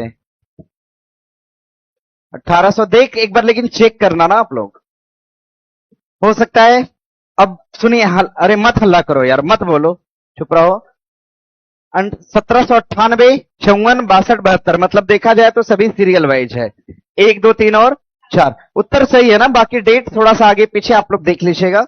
आगे देखो, प्रश्न दिया है कि ईस्वी में वायसराय लॉर्ड के डैश डैश शासन काल में वर्मा पूरी तरह से ब्रिटिश साम्राज्य में मिल गया था। पहले तो सन बताना है। सन कौन सा? 1885। और गवर्नर कौन था? डॉफ्रेन। 85 था तो डॉफ्रेन नहीं रहा होगा, बना लीजिएगा। वर्मा पूरी तरह से ब्रिटिश साम्राज्य में मिल गया था इस समय तक। ध्यान दीजिएगा, आंगल वर्मा युद्ध हुआ था इसके लिए, और एक संधि करी गई थी जिसका नाम क्या था? यांगडबू की संधि। क्या नाम था? यांगडबू की संधि। आगे सूची 1 को 2 से मिलान करिएगा ना। प्रकाश के कणिका सिद्धांत की खोज करने वाले कौन थे? एक सेकेंड, न्यूटन थे ना? और आगे, प्रकाश के अपवर्तन के नियम की खोज किसने करा था? स्नेल ने करा था। आइए देखते हैं उत्तर मिलता है क्या। 1 का होगा 1, यानी हमारा उत्तर या तो ए हो सकता है, बी हो सकता है और डी हो सकता है। सी उत्तर होगा? कभी नहीं होगा। प्रकाश के अपवर्तन के नियम की खोज करने वाले स्नेल थे, मतलब बी का हो जाएगा 3। बी का 3 का मतलब हमारा उत्तर क्या होगा? ए हो जाएगा। बनाइए, प्रकाश के व्यतिकरण की खोज करने वाले कौन थे? थॉमस यंग थे। और प्रकाश का तरंग सिद्धांत देने वाला कौन था? हाइजेंस था। प्रकाश की चाल अगर आपसे पूछ दे तो आप कुछ बता पाएंगे इसमें? प्रकाश की चाल कितना? 3 × 10⁸ क्या? मीटर के किलोमीटर? मीटर पर सेकंड। क्या? स्क्वायर मीटर पर सेकंड। लार ग्रंथियों तथा अग्नाशय द्वारा एंजाइम स्रावित किया जाता है जो भोजन के मंड में जल का अपघटन ग्लूकोज अपघटन से ग्लूकोज का उत्पादन करता है। कौन है भैया? माल्टोज है, एमाइलेज है, लाइपेज या क्या? एमाइलेज। कौन सा होगा? एमाइलेज। क्योंकि हमें पता है कि ग्लूकोज मतलब कार्बोहाइड्रेट यानी स्टार्च। ध्यान दीजिएगा, एक हार्मोन है जिस एंजाइम है जिसको हम क्या बोलते हैं? एलएटी। क्या बोलेंगे? एलएटी। एलएटी को हम पूर्णतः पाचक रस कह सकते हैं क्या? इसको हम पूर्णतः पाचक रस भी कहते हैं। कभी कभी सवाल आता है कि पूर्णतः पाचक रस किसको कहा गया? तो पूर्ण पाचक रस कहा गया एलएटी को। और एलएटी कौन छोड़ता है? एलएटी छोड़ता है कौन? तो अग्नाशय। कौन छोड़ेगा? अग्नाशय छोड़ेगी एलएटी। इस बात को ध्यान दीजिएगा। एलएटी का मतलब एल से होता है आपका लाइपेज। क्या होगा? लाइपेज। ए फॉर क्या होगा? एमाइलेज। ए फॉर होगा एमाइलेज। और टी फॉर क्या होगा? ट्रिप्सिन होता है। क्या होगा? ट्रिप्सिन। अच्छा, ट्रिप्सिन किसको पचाएगा? प्रोटीन। ट्रिप्सिन पचाता है किसको? प्रोटीन को। एमाइलेज किसको पचाएगा? स्टार्च को। किसको पचाएगा? स्टार्च या कार्बोहाइड्रेट को पचाएगा। तभी तो हम लोग एमाइलेज उत्तर दिए हैं। और लाइपेज किसको पचाएगा? वसा को पचाएगा। इस बात को ध्यान में रखिएगा फिलहाल। ठीक है। माल्टोज भी एक प्रकार का क्या है? कार्बोहाइड्रेट है। क्या है? कार्बोहाइड्रेट। अच्छा, ये बताइए कि माल्टोज जो ये मिनी शर्करा है कि डाई शर्करा है कि पॉली शर्करा है? क्या? डाई शर्करा? हाँ, नहीं पता। चलो कोई बात नहीं है। नहीं पता है तो मुझे भी नहीं पता है, मिटा देते हैं। इतना बना लीजिएगा। देखिए क्वेश्चन आता है, काहे नहीं याद करते हैं आप लोग? बताइए ग्लूकोज क्या है? बताइए। देखो, जहां पर एक कार्बोहाइड्रेट हो मोनो होगा, जहां पर 2 होगा क्या होगा? डाई। और जहां पर 10 से अधिक होगा वो क्या होगा? पॉली होगा। अब मुझे जरा बताओ ग्लूकोज क्या है? ग्लूकोज ग्लूकोज कैसी शर्करा है? मोनो है। कैसी है? मोनो। बताइए सुक्रोज कैसी है? सुक्रोज सुक्रोज कैसी है? डाई है। बताइए फ्रक्टोज कैसी है? फ्रक्टोज फ्रक्टोज कैसी शर्करा है? मोनो है। कैसी है? मोनो शर्करा। बताइए माल्टोज कैसी शर्करा है? माल्टोज माल्टोज भी कैसी शर्करा है? डाई शर्करा है। और आपसे पूछेगा लैक्टोज कैसी शर्करा है? लैक्टोज लैक्टोज भी कैसी है? डाई। स्टार्च कैसी शर्करा है? पॉली है। कैसी है? पॉली शर्करा। यहां से देखो क्वेश्चन आता है और डायरेक्ट आता है। सब फ्रेशर हो क्या? इसमें फ्रेशर छात्र बैठा है क्या टेस्ट में? कितने लोग ऐसे हैं जो कुछ पढ़े ही नहीं है, डायरेक्ट टेस्ट में आ गए हैं अचानक से? यही गलत बात है एकदम। आप लोग एकदम कुछ नहीं पढ़े हैं। बायोलॉजी बायोलॉजी मीन्स क्या होता है ये तो पता है ना? नहीं पता है? तब टेस्ट लगाना व्यर्थ है। मत आइए कल से आप, है ना? चलिए पढ़िए थोड़ा सा ना, थोड़ा मेहनत करिए। देखिए जिन्होंने, समझिएगा, देखिए जिन्होंने नहीं पढ़ाए या पढ़ाए रिवीजन लंबे समय से भूल गया है, आप एक काम करिए ना, जैसे आने से पहले पुराना वाला सेट पढ़ के आइए। आने से पहले पुराना सेट पढ़ लेंगे ना, आपका 20 नंबर आगे जाएगा। 20 नंबर अप्रोक्सीमेटली 20 से 25 नंबर पीछे वाले सेट से ही होता है डिस्कशन से। ये वाला हिस्सा, ये वाला पार्ट आप पढ़ के आएंगे ना तो आपका 20 नंबर क्रॉस करेगा। हर सेट में 20-20 नंबर बढ़ता जाएगा। 5 दिन में स्कोर आपका 50 से ऊपर हो जाएगा। ये हम निंजा ट्रिक बता दिए हैं आपको, समझ रहे हो ना? इसको अप्लाई करो सब। 10 से 14 मार्च 2026 तक अंतर्राष्ट्रीय खाद्य और आतिथ्य मेला आहार 2026 का आयोजन नई दिल्ली में हुआ। ये तो ठीक है, लेकिन इसमें जो भागीदार देश था ना, इटली है। क्या है? इटली। लेकिन दे दिया है जापान। मतलब ये क्या है? गलत है। गलत है, जापान नहीं होगा। मतलब सही उत्तर क्या है? केवल एक होगा। बनाइए, आगे बढ़ा जा सकता है। आगे प्रश्न है, कौन सा समाजवादी अर्थव्यवस्था का गुण नहीं है? योजनागत अर्थव्यवस्था। अच्छा, योजनागत अर्थव्यवस्था है। ध्यान दीजिएगा। दिया है उपभोक्ता में स्वतंत्रता की कमी। भाई समाजवादी है तो स्वतंत्रता होनी चाहिए, तो गुण नहीं बल्कि ये क्या हो गया? दोष हो गया। दोष नहीं हमें ढूंढना है, केवल हमें गुण ढूंढना है। आय और व्यय का समान वितरण, ये ठीक है। न्यूनतम जीवन स्तर का आश्वासन और निश्चिंतता, ये तो ठीक है। समाजवादी अर्थव्यवस्था में कहा गया कि कोई व्यक्ति अगर न्यूनतम जीवन स्तर पर है वो भी अपनी जीविका का उत्पादन कर सकता है। ध्यान दीजिएगा, आगे बढ़े। अरे समाजवाद में यही ना कहा गया, समझिएगा। समाजवादी अर्थव्यवस्था में देखो, पूंजीवादी में क्या होता था कि 100% मान लो धन है और 100% लोग भी हैं, तो कहा गया कि इसमें होता क्या था? पूंजीवादी अर्थव्यवस्था में, हम पूंजीवादी की बात कर रहे हैं। पूंजीवादी देखो, पूंजीवादी इकोनॉमी में क्या होता था कि 99% जो पैसा था ना, इस पर केवल किसका अधिकार होता था? 1% लोगों का। और जो 99% लोग थे ना, इनके पास केवल कितना पैसा था? 1%। ऐसी व्यवस्था को क्या कहा? पूंजीवादी, आपके समझने के लिए। लेकिन कहा गया कि पैसे का वितरण क्या हो? एक समान हो। पैसे का वितरण क्या हो? समान, ताकि जो निचले पायदान का व्यक्ति है वो भी अपनी जीविका का उत्पादन कर सके। ध्यान दीजिएगा। तो ऐसी व्यवस्था को हमने क्या कहा? समाजवादी। समाजवादी अर्थव्यवस्था को किस पंचवर्षीय योजना में लाया गया था? दूसरी पंचवर्षीय योजना। और मिश्रित समाजवादी का कंसेप्ट देने वाले कौन थे? पंडित जवाहरलाल नेहरू थे। आगे प्रश्न है, अच्छा भारत की अर्थव्यवस्था कैसी है? मिश्रित समाजवादी है। गलत विकल्प चुनिए। उत्तराखंड में अलकनंदा नदी को काली गंगा नदी के नाम से जाना गया। गलत बात है भैया, ध्यान दीजिएगा। विष्णु गंगा और धौली गंगा यही थी ना? विष्णु गंगा एक नदी थी और एक नदी का नाम था धौली गंगा। विष्णु गंगा और धौली गंगा दो प्रकार की नदियां थी। ये दोनों नदियां मिली और दोनों नदियों ने मिलकर एक नदी बनाया जिसका नाम क्या है? अलकनंदा है। यही बात है ना? हाँ, काली नदी जो थी ये किसको कहा गया? तो ये सरयू शारदा को कहा गया। शारदा का ही नाम क्या रखा गया? तो काली रखा गया। मतलब यही गलत है। तो आगे बढ़ने की आवश्यकता तो अब है नहीं। स्वेज नहर लाल सागर को भूमध्य सागर से जोड़ेगी ही। इरी झील क्षेत्र संयुक्त राज्य अमेरिका के लोहा उत्पादन के लिए प्रसिद्ध है। और भारत का आर्थिक क्षेत्र समुद्र तट से कितना मील है? 200 समुद्री मील तक है। बना लीजिएगा। ठीक उत्तर क्या होगा? मतलब गलत चयन करना था, हमें उत्तर मिल गया हमारा क्या? ए मिल गया। आगे है, निम्नलिखित में से गलत विकल्प का चयन करिए। विश्व वन्य जीव कोष का मुख्यालय वियना में नहीं है। इसका मुख्यालय कहां है? स्विट्जरलैंड में। कहां पर? स्विट्जरलैंड में है। स्विट्जर होगा ना ऐसे, स्विट्जरलैंड। इसका मुख्यालय स्विट्जरलैंड में है। अंतर्राष्ट्रीय स्मारक और स्थल परिषद का मुख्यालय कहां है? पेरिस में। विश्व खाद्य कार्यक्रम का मुख्यालय कहां? रोम। संघाई सहयोग संगठन का मुख्यालय कहां? बेजिंग में है। बना लेंगे। आइए बढ़ते हैं आगे।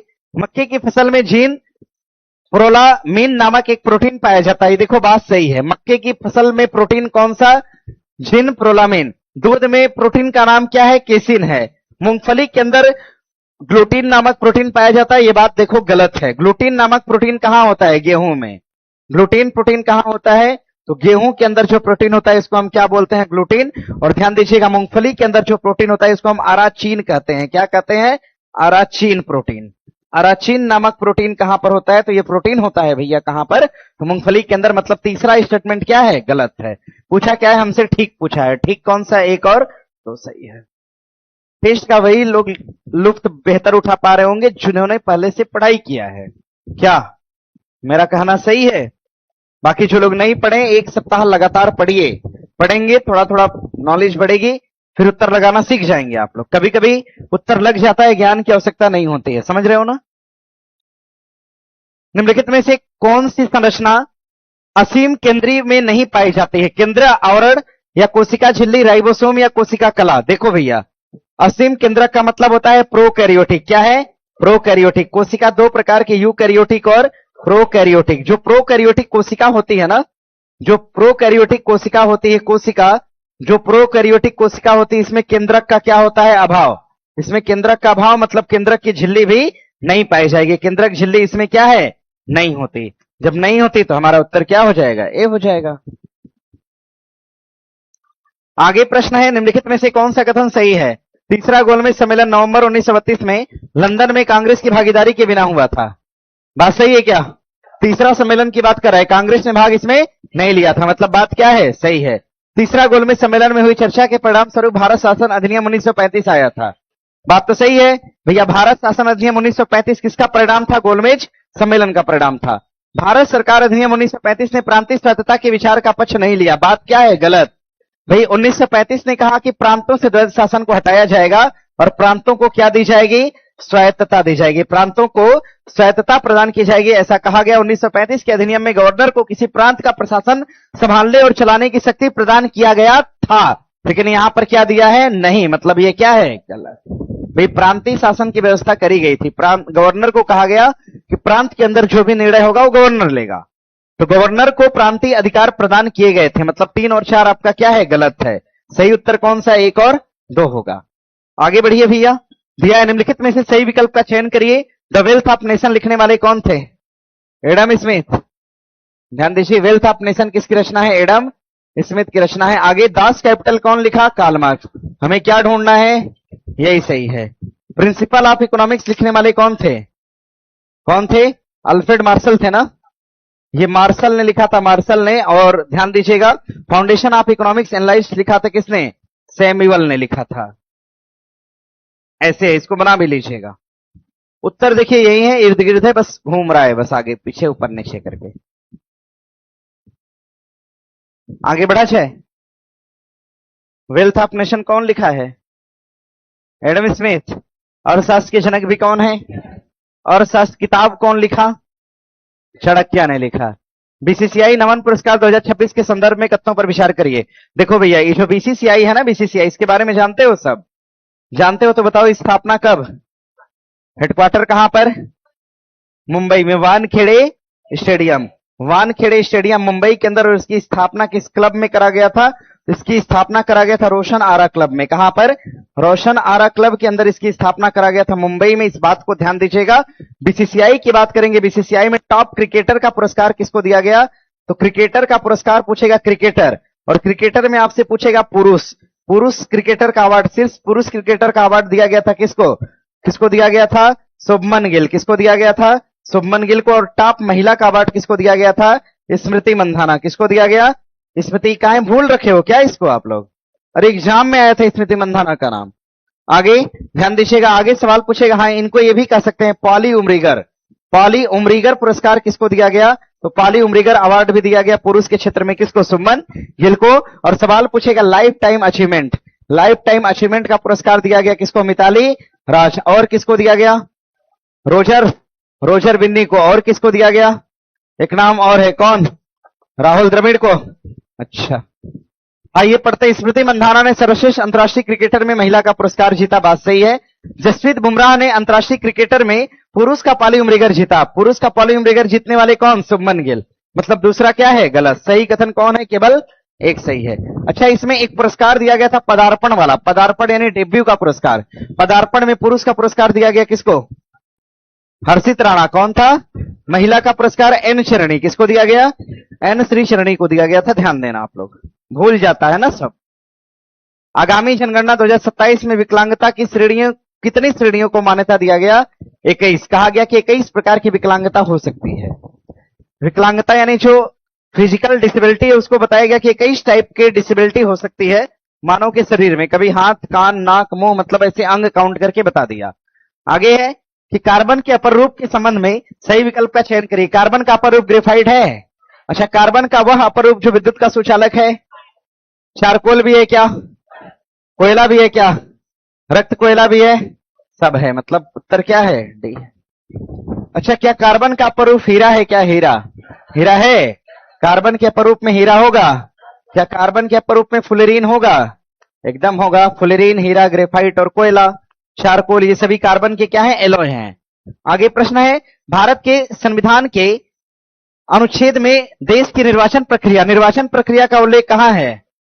आर्टिकल 324 से लेकर 329 तक कहां कहीं दिया है? उत्तर क्या होगा? डी। अच्छा, निर्वाचन आयोग संवैधानिक निकाय है कि संसदीय निकाय है? संविधान में उल्लेख है, इसीलिए कैसा निकाय है? संवैधानिक। संविधान में उल्लेख होने के आधार पर इसको कैसा निकाय बोला? संवैधानिक निकाय। और निर्वाचन आयोग का गठन कब करा गया था? 1950। और पहला चुनाव का आयोजन करा गया था 1951। और पहला लोकसभा या राज्यसभा गठित हुआ था कब? 1952 में गठित हुआ था। फरवरी में गठित हुई थी राज्यसभा और मई में गठित हुई थी लोकसभा। आगे प्रश्न है, निम्नलिखित में से कौन सा वाक्य सही है? एसिटिलीन गैस का उपयोग वनस्पति तेल से वनस्पति घी बनाने में किया जाता है। भाई, वनस्पति तेल से अगर घी बनाना है, जैसे डालडा घी सुने हैं आप लोग, तो घी बनाने में किसका प्रयोग करते हैं? हाइड्रोजन। किसका प्रयोग करेंगे? हाइड्रोजन का प्रयोग करते हैं, न कि एसिटिलीन का। एसिटिलीन का प्रयोग क्यों किया जाता है? कार्बाइड सुने हैं ना? कार्बाइड, कार्बाइड सुने हैं? देखो, ये जो कैल्शियम कार्बाइड होता है, जो आम पकाने वाला, अगर आप इसको पानी में डाल देते हो ना, यहां से गैस निकलती है। यहां से जो गैस निकलेगी, इसी का नाम क्या है?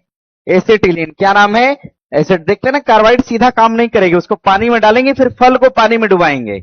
यही होता है ना? अरे आम नहीं पकाए हो सब? कितने लोग पकाए हो आम? सबको पता है ना ये बात। कार्बाइड को पहले पानी में डालेंगे, पानी में घोल, हंस रहा है सब मेरी बात पे।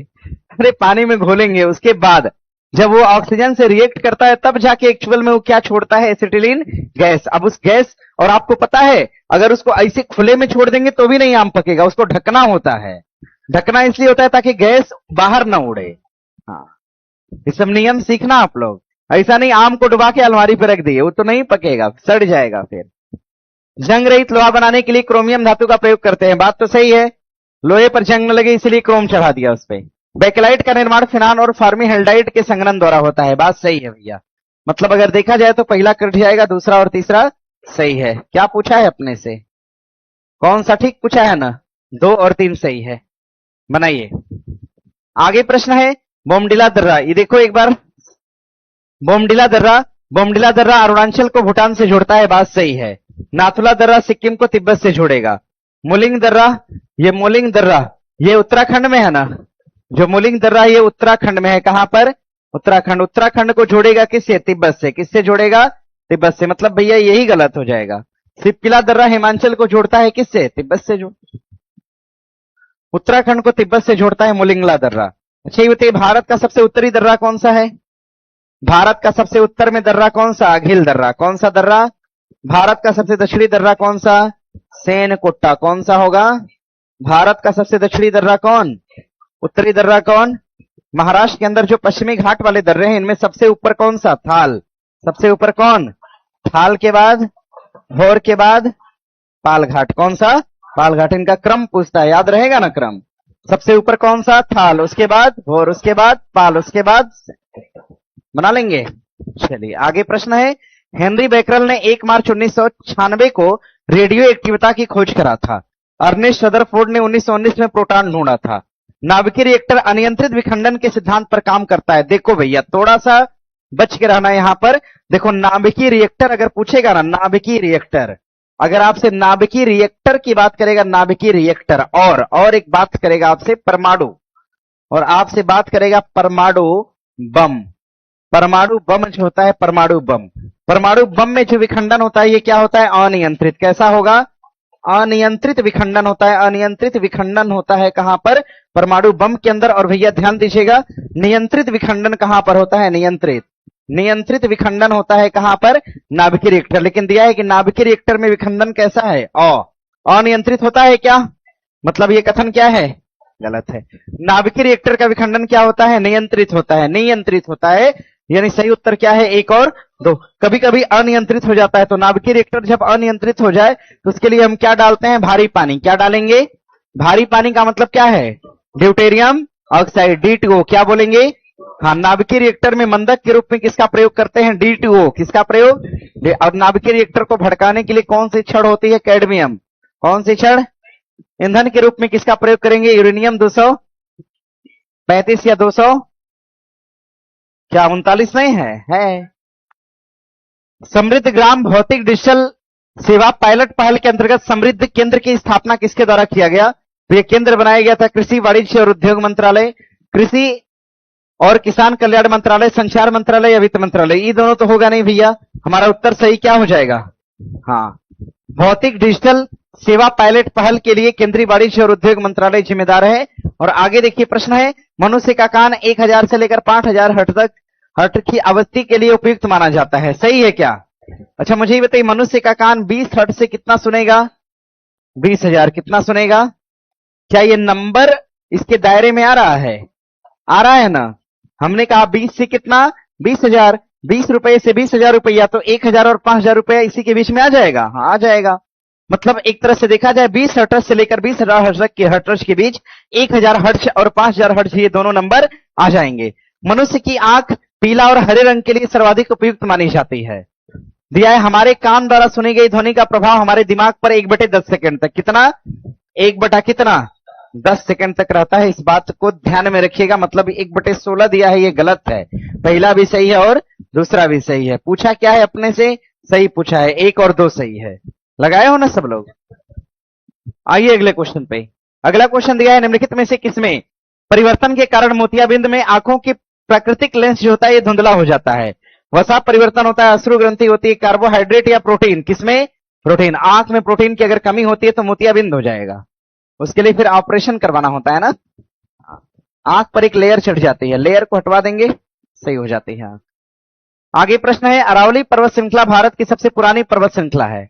बात तो ठीक लग रहा है मुझे, खासी और जयंतिया एक पहाड़ी क्षेत्र है जो मुख्य रूप से असम और मेघालय में है।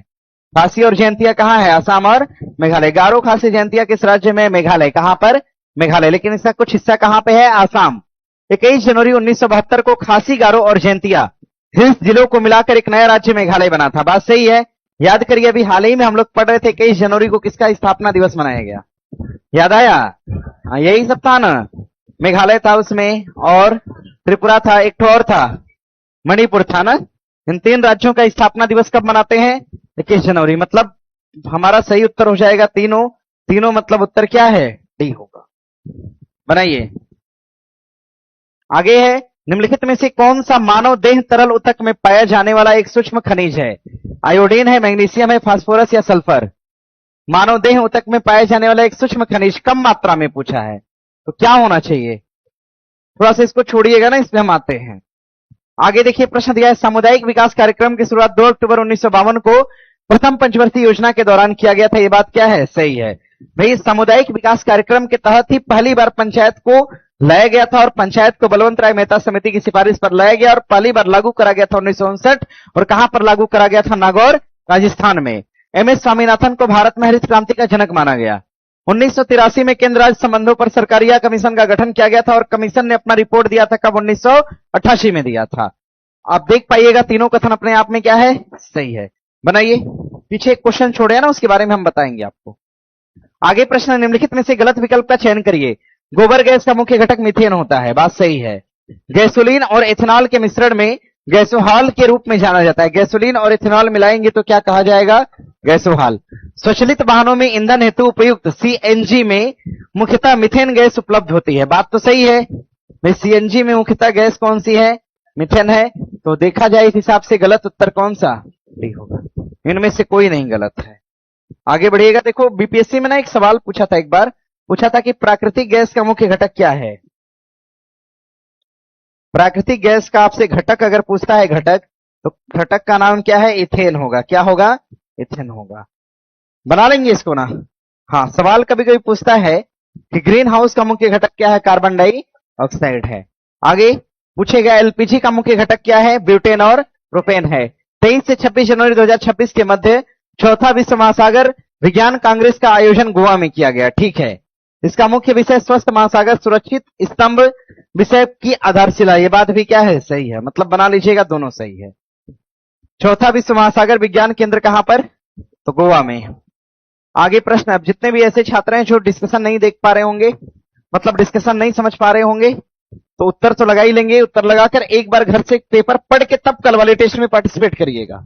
जैसे आते समय ना 20 मिनट पहले जगिए, पेपर उठाइए, पढ़ लीजिए, ठीक है ना। उसके बाद आइए क्लास में, टेस्ट लगाइए। हर दिन आप पेपर पढ़िए ना, हर दिन आप पेपर पढ़िए। इससे जानते हैं क्या होगा? रिवीजन होगा। समझ रहे हो मेरी बात को? अपने टाइम से 5 मिनट 10 मिनट आप पहले जगिए, 10 मिनट पहले जगिए, 10 मिनट में रिवीजन हो जाता है। अपने मूल एक्चुअल टाइम से 10 मिनट पहले जगिए, एक्चुअल टाइम से 10 मिनट पहले जगिए, 10 मिनट रिवीजन मारने के बाद टेस्ट में आया करिए। आप ऐसा करिए, एक सप्ताह के अंदर आपका स्कोर कम से कम 20 प्लस होगा। एक सप्ताह में 20 प्लस, ऐसा करिए आप। अगर नहीं बढ़ा तो फिर मुझसे मिलिएगा।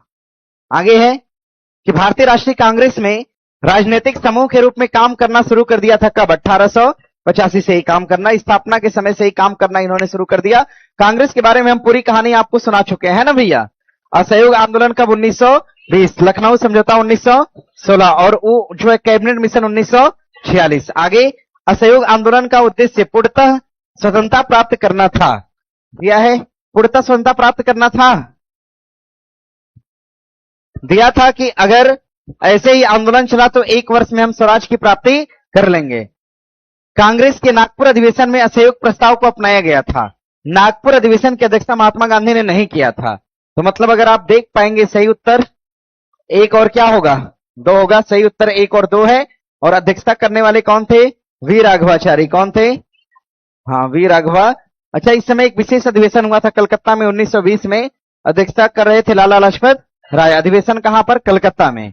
दिया है कि संशोधन अधिनियम में यह कहा गया कि कभी अगर आपातकाल लगता है तो आर्टिकल 20 और 21 को छोड़कर सब मूल अधिकार क्या हो जाएंगे, खत्म हो जाएंगे। सभी मूल अधिकार खत्म हो जाएंगे, परंतु कौन बना रहेगा, 20 और 21 बना रहेगा। इसको छोड़कर सब मूल अधिकार समाप्त होंगे अगर आपातकाल लगेगा। और इसकी चर्चा संविधान के किस अनुच्छेद में करा गया, 359 में करा गया है। ध्यान दीजिएगा। और संशोधन कौन सा होगा, 44वां संशोधन 1978 हो जाएगा। बनाइए भैया। कहा गया कभी भी अगर इमरजेंसी अप्लाई होती है, कभी भी अगर आपातकाल लगता है तो आपातकाल के समय 20 और 21 को छोड़कर बाकी सभी फंडामेंटल राइट क्या होंगे, तो समाप्त हो जाएंगे। 20-21 को छोड़कर। और कभी कभी कहा गया कुछ केस में 20-21 के साथ और कौन सा रहेगा, तो 19 भी रहेगा। और 19 भी रहेगा, इसकी चर्चा करा गया आर्टिकल 358 में। क्लियर है ना भैया। कहा गया कुछ कुछ ऐसी कंडीशन हो जिसमें 19 को भी रखा जा सकता है, लेकिन 19 के रखने की चर्चा कहां करा गया है, 358। और 20 और 21 रहेगा, इसकी चर्चा कहां है, 359। ये दोनों क्वेश्चन बिहार पुलिस में आ चुका है। ये भी आया है और ये भी आया है। कहा गया कि 20-21 के साथ आर्टिकल 19 को भी प्रभावी रखने की बात की गई। इसका उल्लेख कहां पर करा गया, 358। और आपातकाल के समय 20-21 को छोड़कर सभी मूल अधिकार समाप्त हो जाएंगे, इसकी चर्चा कहां है, 359। और आपातकाल की चर्चा अगर आपसे पूछ दिया कहां पर, 352। और आपातकाल की घोषणा कौन करता है, राष्ट्रपति मंत्रिमंडल की लिखित सलाह पर, मंत्रिमंडल की लिखित सलाह पर करता है। आगे दिया है इसमें कुछ पार्टियों का नाम दिया है, उनका मिलान करना है। फॉरवर्ड ब्लॉक बनाने वाले कौन थे, सुभाष चंद्र बोस थे। बनाइए जरा, 4 का हो जाएगा 1, 4 का 1, मतलब उत्तर आपका बी और डी तो नहीं होगा, ठीक है ना। आगे बढ़िएगा। दिया है सोशलिस्ट पार्टी बनाने वाले कौन थे, जयप्रकाश नारायण थे ना, यानी 2 का हो जाएगा सी। 1 सेकेंड, 2 का सी। अच्छा अभी भी बात नहीं बनेगी ना, चलो आओ थोड़ा मेहनत करो सब। इंडिपेंडेंट लेबर पार्टी बनाने वाले कौन थे, भीमराव अम्बेडकर थे, यानी 3 का क्या हो जाएगा, डी होगा। सही उत्तर क्या है, कभी कभी किस्मत खराब हो तो यही होता है, अंतिम में उत्तर मिलेगा। अच्छा फिर भी 2 के बाद तीसरे में उत्तर हमें मिल जाता है। 2 लगाएंगे ना, 2 के बाद तीसरा, जैसे ही आप तीसरा लगाने के बाद उत्तर मिलेगा क्यों नहीं, ये बताओ मुझे। क्योंकि तीसरा लगाने के बाद हमारे पास कोई ऑप्शन बचता ही नहीं है, जो बचेगा उसी से मिलान। अब देखो 3 मैंने लगा दिया है, अब मुझे भले ही ना पता हो लेकिन इसका हम मिलाएंगे किससे, इनायतुल्लाह से मिलाएंगे। आगे प्रश्न दिया है, दूध में मौजूद सैकराइड को लैक्टोज कहा गया। बात सही है। दूध के अंदर कौन सा शर्करा है, दूध की मिठास को हम क्या बोलते हैं, लैक्टोज। अच्छा दूध को दही में बदलने के लिए लैक्टोबैसिलस, क्या होगा, लैक्टोबैसिलस। एमिनो अम्ल मानव शरीर में संग्रहित नहीं रहता है। बात सही है क्या। दिया है कि स्टार्च या मड एक प्रकार का पॉलीसैकेराइड है। यह भी बात क्या है, मतलब सब सही है। बनाइए। एमिनो अम्ल संग्रहित थोड़ी होता है, 20 एमिनो एसिड मिलकर क्या बनाता है, प्रोटीन का निर्माण सीधे कर देता है। ध्यान दीजिएगा। आगे निम्नलिखित में से कौन सा एक बाह्य स्रावी ग्रंथि नहीं है, पढ़े हैं ना ये चीज आप लोग। जो बाह्य स्रावी नहीं है वो क्या होगा, अंतःस्रावी। क्या होगा, अंतःस्रावी। कौन सा, पिट्यूटरी। इसको हम पढ़ाए हैं ना। बताइए अंतःस्रावी ग्रंथियों में हाइपोथैलेमस होगा, हाइपोथैलेमस होगा ना, पिट्यूटरी होगा, पिट्यूटरी होगा, और कौन होगा, पीनियल होगा, पीनियल भी होगा, पीनियल होगा, और कौन होगा, तो पैराथायराइड। क्या होगा, पैराथायराइड होगा। पैराथायराइड के बाद क्या होगा, थायराइड होगा। पैराथायराइड के बाद थायराइड, थायराइड के बाद हो जाएगा आपका थाइमस। क्या होगा, थाइमस के बाद हो जाएगा अग्नाशय। क्या होगा, अग्नाशय होगा। अग्नाशय के बाद हो जाएगा एड्रिनल। क्या होगा, एड्रिनल के बाद क्या होगा, जनन ग्रंथि। क्या हो जाएगा, जनन ग्रंथि। जितनी भी ग्रंथियां आप तेजी से पढ़े हैं इन सभी ग्रंथियों को हम क्या बोलते हैं, अंतःस्रावी। क्या नाम देते हैं, अंतःस्रावी कहते हैं, अंतःस्रावी। और बाकी जो ग्रंथियां बचती है उसे हम क्या बोलेंगे, बहिस्रावी। क्या बोलते हैं, बहिस्रावी। बहिस्रावी में लार ग्रंथि आएगी, आंसू की ग्रंथि आएगी, यकृत आएगा, और इसमें मोमेबियन भी आता है। क्या आता है, मोमेबियन। ये ग्रंथि कहां पे होती है, कान में। इसमें श्वेत ग्रंथि भी आती है, श्वेत ग्रंथि। श्वेत ग्रंथि हमारी त्वचा में है जो कि पसीना छोड़ती है, श्वेत ग्रंथि भी इसमें आएगी, श्वेत ग्रंथि। ये श्वेत ग्रंथि कहां है, हमारी त्वचा के अंदर है। ये सभी ग्रंथियां अपने आप में क्या है, बाहरी स्रावी है। बना लेंगे सब लोग। अच्छा क्या बाह्य स्रावी में हम अग्नाशय को रख सकते हैं, क्या लिख दें अग्नाशय। बाह्य स्रावी में अग्नाशय हो सकता है क्योंकि अग्नाशय क्या है, मिक्स ग्लैंड है, दोनों में आता है। आगे प्रश्न है, जब एक प्रकाश तरंग एक माध्यम से दूसरे माध्यम में जाती है तो उसकी आवृत्ति बदल जाती है। भाई आवृत्ति तभी बदलेगी, आवृत्ति डिपेंड करता है प्रकाश के स्रोत, ध्वनि के स्रोत के ऊपर। ध्यान दीजिएगा, सॉरी प्रकाश के स्रोत के ऊपर आवृत्ति डिपेंड करेगा, प्रकाश के स्रोत पर डिपेंड करता है कि प्रकाश आखिरकार आ कहां से रहा है। प्रकाश के स्रोत के ऊपर आवृत्ति डिपेंड करता है। हाँ तरंग दैर्ध्य बदलेगी, बिल्कुल बदलेगी। वेग बदलेगा, एकदम बदल जाएगा। मतलब क्या ढूंढना है हमें? तो 2 और 3 होगा। आगे 10 से 26 फरवरी के मध्य सरस आजीविका मेला कहां पर? गुरुग्राम। अच्छा, एक संगठन है जिसका नाम है इंटरनेशनल सोलर अलायंस, इसका मुख्यालय भी कहां? गुरुग्राम। मतलब ये कहां पड़ता है? हरियाणा में। कहां पर? सूरज कुंड मेला कहां? हरियाणा। बेटी बचाओ बेटी पढ़ाओ की शुरुआत भी कहां? हरियाणा में। कहां? पानीपत। कलकत्ता अधिवेशन 1905 बंगाल विभाजन के विरुद्ध आक्रोश को व्यक्त किया था। सही है क्या? बनारस अधिवेशन? नहीं नहीं, गलत है यार। देखिए, कलकत्ता अधिवेशन 1905, पहले तो पांच पांच होगा, ये गलत है। बनारस अधिवेशन 1906, यो गलत है। सूरत अधिवेशन 1907, इलाहाबाद अधिवेशन 1909, भारतीय परिषद अधिनियम, ये भी क्या है? गलत। हमसे सही पूछा है, क्या होगा? हाँ, सन से ही आप काट सकते हो इसको। बाकी तो मैटर अलग है कि स्वदेशी कब आया, कौन कब आया था। अच्छा, ये बताओ जरा, हम बात करते हैं 1906 वाले पर। अधिवेशन कहां पर? कलकत्ता के अंदर, दादा भाई नौरोजी। इसमें 4 शब्द लाए गए थे, पता है आपको?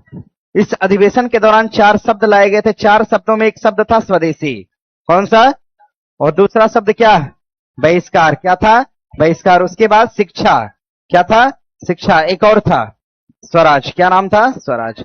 ये 4 शब्द लाए गए थे, बहिष्कार, स्वदेशी, शिक्षा और स्वराज शब्द लाए गए थे। आगे प्रश्न है, राष्ट्रपति द्वारा जारी अध्यादेश को संसद का सत्र शुरू होने के 6 महीने तक लागू रखना होता है। देखो भैया जरा सुनना, सबसे जरूरी बात कि हम अगर अध्यादेश की बात करते हैं, अध्यादेश, तो अध्यादेश का उल्लेख संविधान के किस अनुच्छेद में है? 123 में। कहां पर? 123। अध्यादेश को जारी कौन करेगा? अगर केंद्र में अध्यादेश है तो राष्ट्रपति, राज्य में है तो राज्यपाल। अध्यादेश की अवधि कितना होती है? 6 माह। कितनी अवधि होती है? अध्यादेश की अवधि कितना? 6 माह के लिए जारी होता है। लेकिन लेकिन लेकिन एक कारण है, 6 माह तो अवधि होती है, लेकिन अगर सत्र शुरू हो जाए, तो अवधि कितना हो जाती है? 6 सप्ताह। कितना? 6 सप्ताह। सत्र शुरू हो जाए तो अवधि कितना? 6 सप्ताह। मान के चलो कि 1 जुलाई को कोई अध्यादेश लाया गया, 1 जुलाई को कोई अध्यादेश लाया गया। अब इस अध्यादेश की अवधि कितना है? 6 माह है। लगातार ये 6 महीना यानी दिसंबर तक रहेगा। बीच में लेकिन कोई अधिवेशन नहीं होना चाहिए, ठीक है।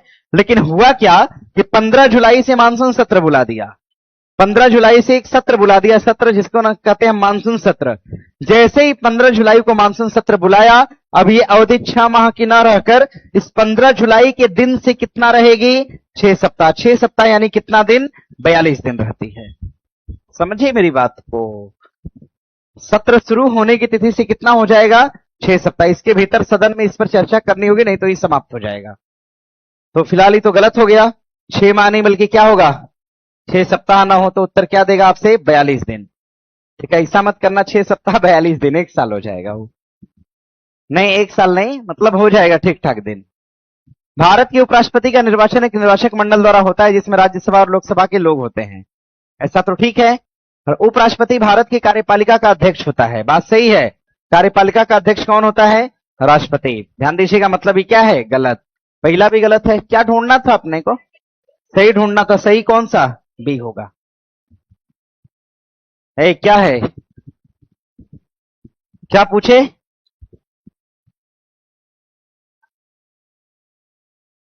उपराष्ट्रपति नहीं दिया है? क्या देख रहा है यार तुम? हाँ, राष्ट्रपति में विधानसभा, लेकिन कहां राष्ट्रपति दिया है यार? उपराष्ट्रपति दिया है। पूछ रहे हो क्या? पूछ रहे हो कि बता रहे हो?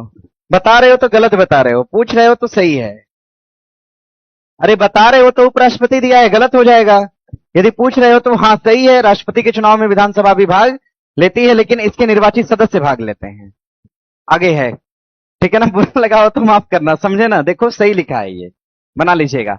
उपराष्ट्रपति की बात अगर करा जाए तो लोकसभा और राज्यसभा के सभी सदस्य आते हैं, लेकिन अगर हम राष्ट्रपति की बात करते हैं, लोकसभा, राज्यसभा और विधानसभा के केवल निर्वाचित सदस्य आते हैं। आगे, पौधे में प्रोटीन संश्लेषण के निम्नलिखित में से कौन सा तत्व आवश्यक है? मोलिब्डेनम है, कोबाल्ट है, जिंक है या मैग्नीशियम है? कौन सा है? मैग्नीशियम। बनाइए। आगे दिया है लाल दवा। लाल दवा को हम क्या कहते हैं जी? परमैंगनेट बोलते हैं ना इसको। हाँ। छूने का पानी क्या होता है? Calcium oxychloride. कैल्शियम ओ कहां दिया है? अच्छा मिलान ओ, ये पूछा है कौन सा सही है, पूछा है ना।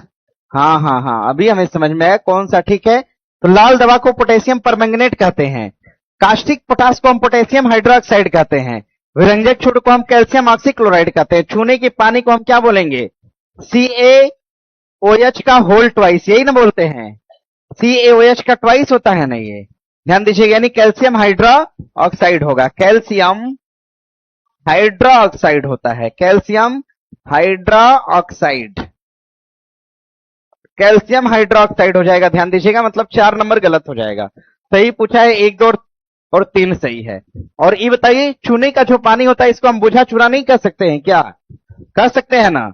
बुझा चूना का सूत्र क्या होगा? CaOH का होल ट्वाइस। और जो चूना बिना बुझा चुना है, बिना बुझा, उसका सूत्र क्या होगा?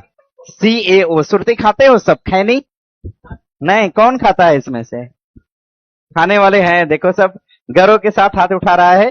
कैमरा लगा है, कोई स्टाफ खींचेगा फोटो, वीडियो सहित डाल देगा घर पे। तो खैनी वाले चूने में किसका प्रयोग करते हैं? ये वाला CaOH का होल ट्वाइस या CaO? इसका प्रयोग, अरे इसका प्रयोग, किसका प्रयोग होता है?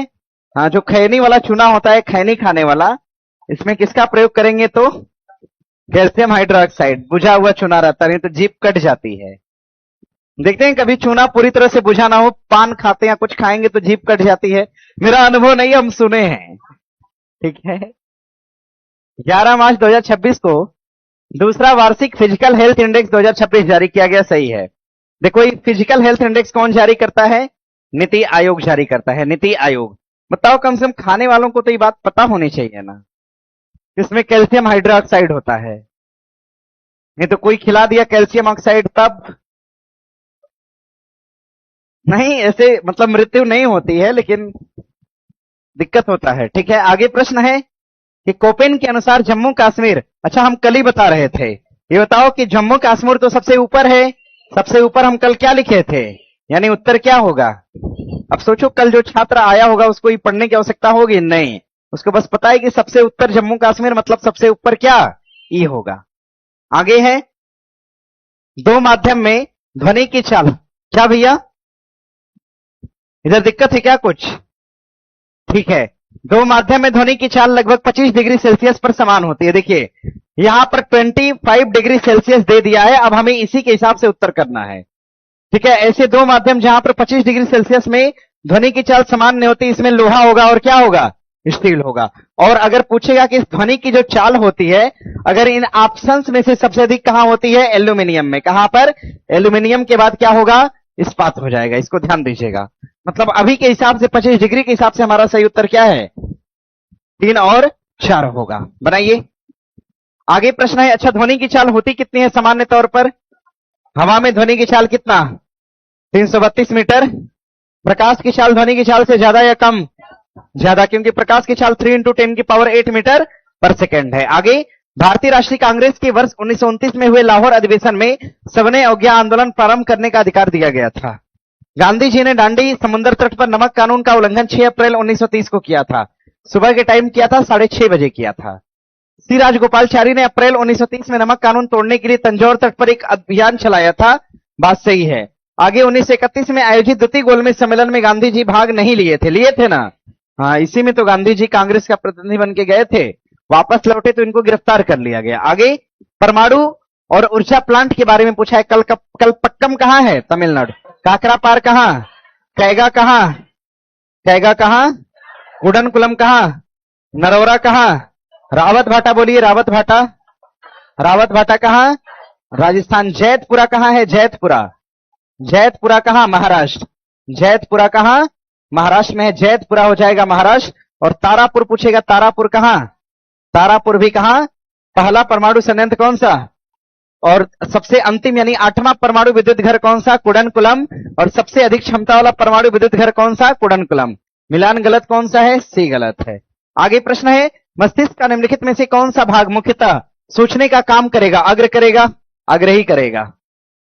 सोचने का मुख्यतः, जो सोचने का जो नियमन केंद्र होता है कहां पर? या अग्र में। अच्छा ये बताइए, सूचना का संग्रह हम कहां करते हैं? पश्च में। जैसे जो हम याद कर रहे हैं अभी रट रट की, कहां जा रहा है सब? पश्च में। और जो हम सोच के उत्तर दे रहे हैं वो कहां से दे रहे हैं? अग्र से। ठीक है ना? आगे वाले मस्तिष्क से हम सोच सकते हैं और पीछे वाले में क्या होता है? स्टोर होता है। ध्यान दीजिएगा, सूचना का संग्रह, सूचना का जो संग्रह है, संग्रह सूचना का संग्रह कहां पे होगा? एक सेकंड, पश्च मस्तिष्क में। कहां पर? पश्च। अच्छा ये बताओ, हमारे शरीर की जो भी अनैच्छिक क्रिया है, अनैच्छिक क्रिया का मतलब जैसे हार्ट बीट करना, हृदय चलना, ये सब क्रिया कैसी है? अनैच्छिक।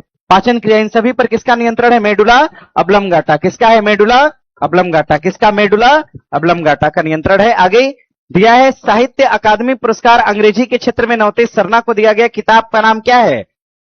Crimson spring. ममता कालिया को हिंदी भाषा का दिया गया किताब का नाम क्या है? जीते जी इलाहाबाद। कथन दोनों सही है। साहित्य अकादमी कितनी भाषाओं में? 24 भाषा। 22 प्लस 2 है ना भैया? 2 भाषा में, एक तो अंग्रेजी और दूसरा राजस्थानी होगा। आगे प्रश्न है कि विशिष्ट रोग वाहक और जनित रोगाणु मादा एनोफिलीज मलेरिया से फैलता है। मलेरिया एक प्रकार का परजीवी है। एंडीज डेंगू से फैलता है और विषाणु द्वारा। एंडीज चिकनगुनिया, नहीं ये जीवाणु नहीं बल्कि क्या होगा? विषाणु होगा। आगे दिया है क्यूलेक्स मच्छर लिम्फोटिक फाइलेरियोसिस से फैलता है और ये एक प्रकार का क्या है? परजीवी है। मतलब गलत कौन सा है? हाँ, एंडीज जीवाणु या विषाणु? अरे चिकनगुनिया जीवाणु से कि विषाणु से? अच्छा, डेंगू जो होता है ना, डेंगू अगर बिगड़ जाए तो क्या बनाता है? चिकनगुनिया। डेंगू टाइप का है, डेंगू से भी खतरनाक कौन होता है? चिकनगुनिया हो जाएगा। विश्व आर्थिक मंच रिपोर्ट जारी करेगा, प्रतिस्पर्धात्मक रिपोर्ट। सवाल बनेगा प्रतिस्पर्धा रिपोर्ट कौन जारी करता है? विश्व आर्थिक मंच। लैंगिक अंतराल रिपोर्ट कौन जारी करेगा? WEF। कौन जारी करता है? लेकिन यहां पर क्या दिया है? ट्रांसपेरेंसी। ये क्या है? गलत। आगे दिया है भ्रष्टाचार सूचकांक जारी करेगा जर्मन वॉच। बात क्या है? गलत। भ्रष्टाचार सूचकांक जारी करता है कौन? Transparency international. जर्मन वॉच क्या जारी करेगा? जलवायु परिवर्तन सूचकांक।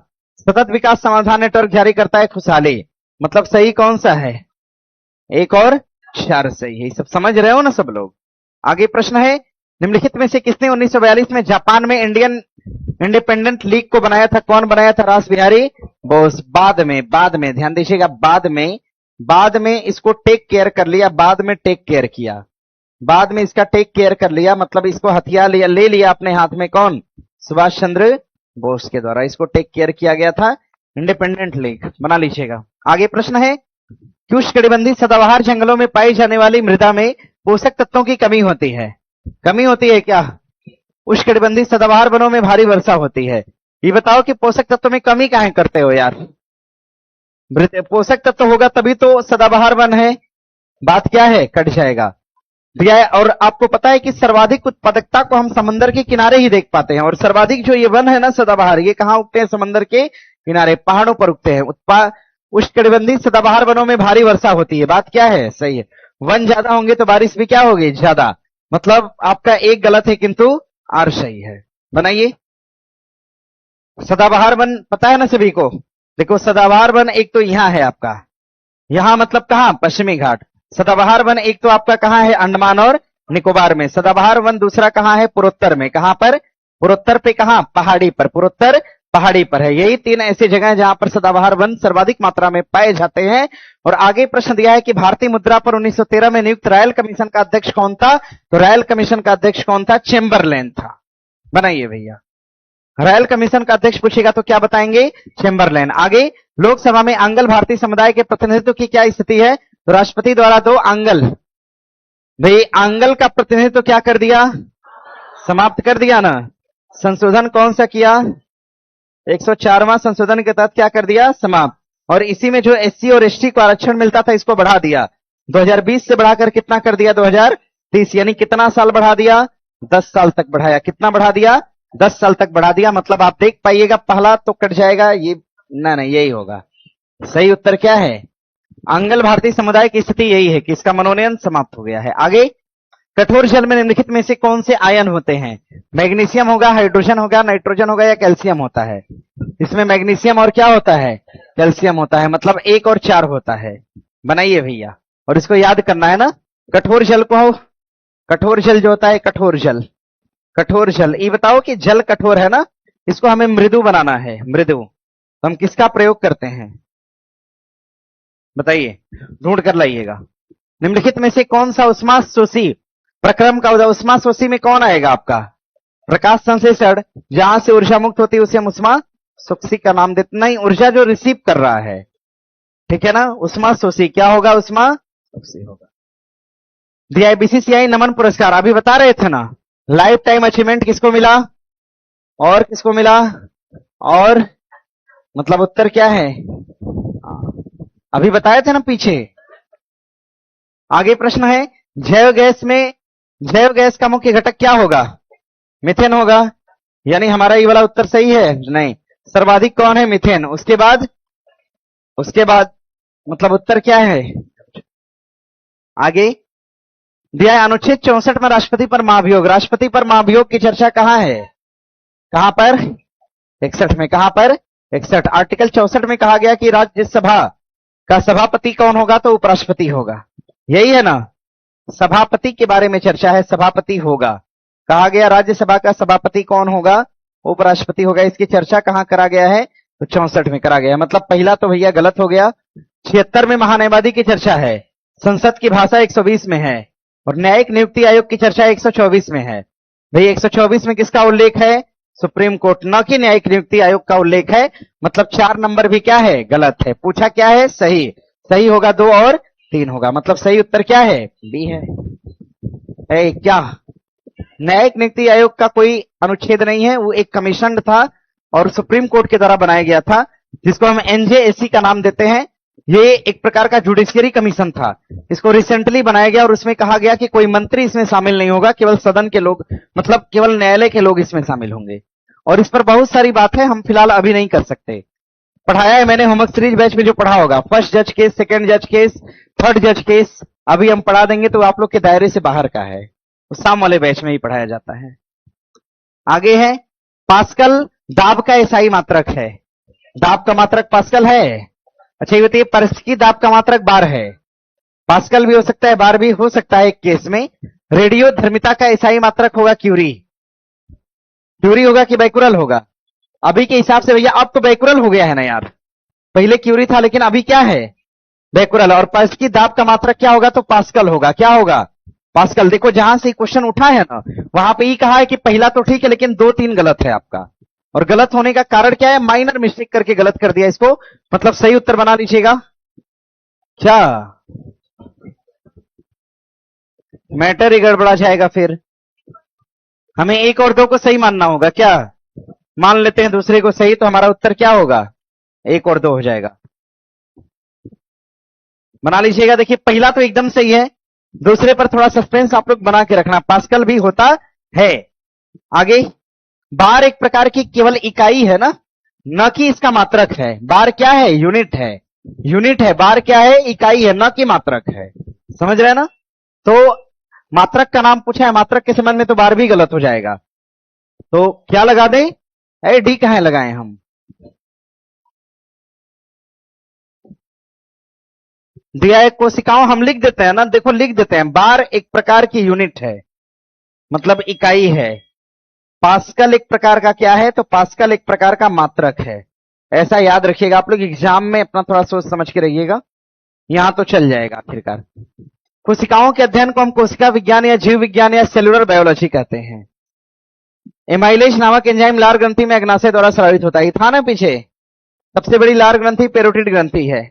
बात सब सही है।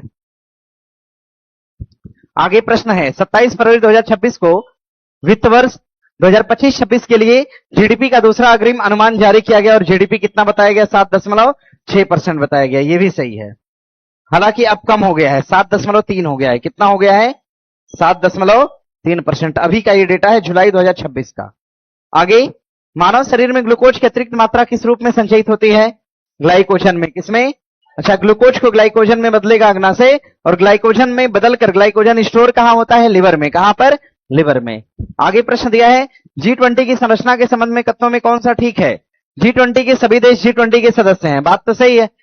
एक सेकंड, G7 के सभी देश G20 के सदस्य हैं। ब्रिक्स के सभी देश G20 के सदस्य हैं। आसियान का सभी देश है? नहीं भैया, आसियाने का नहीं है बस। बाकी सुरक्षा परिषद के सभी देश G20 के सदस्य हैं। क्या G20 में भारत है? भारत है। G20 में भारत है। G20 में भारत है। अभी एग्जाम हुआ था, उसमें पूछा था कि G20 2023 का आयोजन कहां किया गया था? भारत में। कहां पर? भारत। G20 2024 का आयोजन कहां पर? ब्राजील। G20 2025 का आयोजन कहां? दक्षिण अफ्रीका। G20 2026 का आयोजन कहां? अमेरिका। आसियान का सब देश इसमें नहीं, आसियान का केवल एक ही देश है, इसका नाम क्या है? इंडोनेशिया। कौन सा देश? खाली इंडोनेशिया इसमें शामिल है, ध्यान दीजिएगा। मतलब 3 गलत है, 1, 2 और 4 सही हो जाएगा। क्या पूछा है? कौन सा ठीक है? सुरक्षा परिषद। सुरक्षा परिषद वाले तो सब आते ही हैं। 1, 2 और 4। 1, 2 और 4, 3 तो गलत हो जाएगा। यानी जहां जहां 3 है हमें उत्तर नहीं देना है। 1, 4 और 2, 4, 1, 4 और 2, 4, 1, 4 और 2 और 4। ओ, अच्छा सुनिएगा, रहने दीजिए क्वेश्चन को, इस पर बहुत विचार मत करिए। हाँ, आंसर इसका छोड़ दीजिएगा, कोई आंसर मत लगाइए। इस क्वेश्चन को हम कल दोबारा देते हैं और इस पर हम रिसर्च कर देंगे अच्छे से, देश लिख कर बता देंगे आपको। आज तो टाइम नहीं तो 20 देश लिख देते, निकल के आ जाता। आगे कल रहने दीजिए, क्वेश्चन को हम रिपीट करेंगे। पौधे में उर्वरक के प्रभाव का परीक्षण करने के लिए किस प्रकार के समस्थानिक का प्रयोग करते हैं? फास्फोरस का। बनाइए। और रक्त के थक्के में सोडियम 24 और जीवाश्मों की आयु ज्ञात करने में कार्बन 14 का। दिया है भारत के पूर्वी और पश्चिमी छोर के बीच समय का अंतर लगभग 2 घंटे का है। और 2 घंटे समय अंतर का कारण क्या है कि देशांतरित सीमा लगभग कितना है? 29 डिग्री पर है, इसलिए 2 घंटे का अंतर है। मतलब उत्तर क्या है? ए है। आगे प्रश्न है, गवर्नर जनरल की परिषद में विधायी और कार्यकारी शक्तियों को पहली बार किस चार्टर्ड अधिनियम द्वारा अलग किया गया था? 1853 में अलग किया गया था। बनाइए। अच्छा, शिक्षा पर 1 लाख का बजट लाया गया था। और चाय और चीनी का व्यापार सुरक्षित रखा गया था, समाप्त कर दिया। आगे 4 से 7 मार्च 2026 के मध्य फिनलैंड के राष्ट्रपति अलेक्जेंडर स्टब भारत की यात्रा पर आए थे। बात सही है। और ध्यान दीजिएगा, उनकी भारत की पहली आधिकारिक यात्रा थी। कौन सी? पहली यात्रा थी, ना कि दूसरी। मतलब पहला सही है परंतु दूसरा गलत है। आगे क्वासी-ओरकर जो कुपोषण का एक प्रकार का प्रकार है। क्वासी-ओरकर और मरासमस किसकी कमी से होता है? प्रोटीन की कमी से। आगे प्रश्न है, दिया है कि क्यूसेक क्यूबिक फीट प्रति सेकंड का संक्षिप्त रूप है। ये तो सही है भाई। क्यूसेक जो होता है ना, ये जल के संबंध में प्रयोग होता है, जल या वाटर पंप के संबंध में। वाटर पंप के संबंध में हम पता करते हैं कितना क्यूसेक वाटर आ रहा है। तो वाटर क्यूसेक लाने के लिए अब बताइए कि इस टंकी में कितना क्यूसेक वाटर भरा है। इसको नापने के लिए हम पहले तो फीट में मापेंगे, फिर टंकी की ऊंचाई कितना है, फिर वाटर को फीट में मापेंगे कि वाटर की ऊंचाई कितना है। उसके हिसाब से हम बताएंगे कितना क्यूसेक पानी है। तो क्यूसेक को वाटर पंप के द्वारा दिए गए पानी को नापने में प्रयोग किया जाता है। वायुमंडल में उपस्थित ओजोन परत की मोटाई मापने के लिए एंगस्ट्रम का प्रयोग नहीं करते, बल्कि किसका? डाप्सन यूनिट का प्रयोग करते हैं। ध्यान दीजिएगा, जल का अपेक्षिक घनत्व 4 डिग्री पर सबसे अधिकतम होता है। बात सही है, यानी पहला और तीसरा सही है। बना लीजिएगा, सी सही है आपका। आगे प्रश्न है, जलोढ़ मृदा को रेगुर मृदा या कपासी मिट्टी कहते हैं। बिल्कुल गलत बात है भैया। कपासी मिट्टी किसको कहा गया? रेगुर मिट्टी किसको कहा गया? लाल और पीली मिट्टी स्वतः जुताई वाली है क्या? गलत बात। स्वतः जुताई वाली मिट्टी कौन सी? हाँ, लेटराइट मिट्टी में चूना और लोहा तो होता है, लेकिन मैग्नीशियम नहीं होता। मैग्नीशियम इसमें नहीं होता है, एल्यूमिना इसमें नहीं होता है। जब नहीं होता तो ये क्या है? गलत है ये भी। और आगे बढ़िएगा, दिया है काली मृदा में फास्फोरस, नाइट्रोजन और जैव पदार्थ की कमी पाई जाती है। बात क्या है? सही है। काली मिट्टी में सबसे अधिक क्या होता है? हमने बताया था ना, काली मिट्टी में सर्वाधिक क्या है? ह्यूमस है। क्या है? ह्यूमस। याद करिए, ऐसा क्वेश्चन कल हम बता रहे थे, याद आया? हाँ, हमने कहा था कि काली मिट्टी में नाइट्रोजन क्या होता है? कम। फास्फोरस क्या है? कम।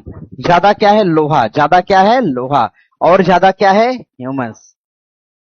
आगे दिया है कि निम्नलिखित में से गलत विकल्प का चयन करिए।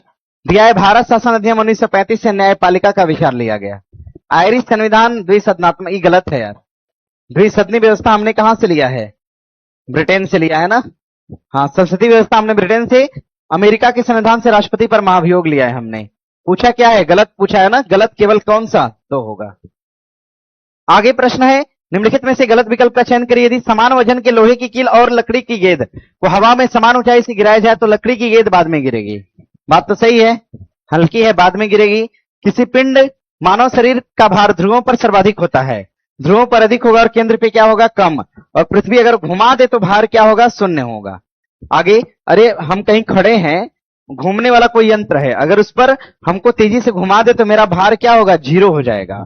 मेरी बॉडी मेरे भार का सहन ही नहीं कर पाएगी। तो उस समय क्या होता है?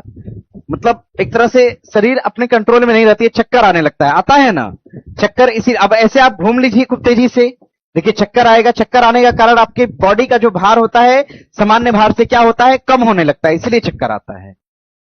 आगे होता नहीं है, महसूस होता है केवल। किसी पिंड का भार, अच्छा ये तो ठीक है। चंद्रमा पर वायुमंडल की अनुपस्थिति का कारण यह है कि चंद्रमा पर गैस अणुओं का पलायन वेग उनके वर्ग माध्य मूल वेग से अधिक होता है। बात क्या है? सही है, बना लीजिएगा।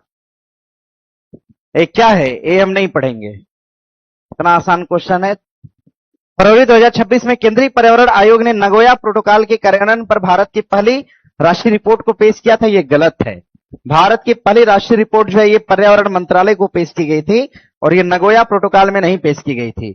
नगोया प्रोटोकॉल संयुक्त राष्ट्र मरुस्थलीय निवारण का सम्मेलन है। गलत बात है भैया।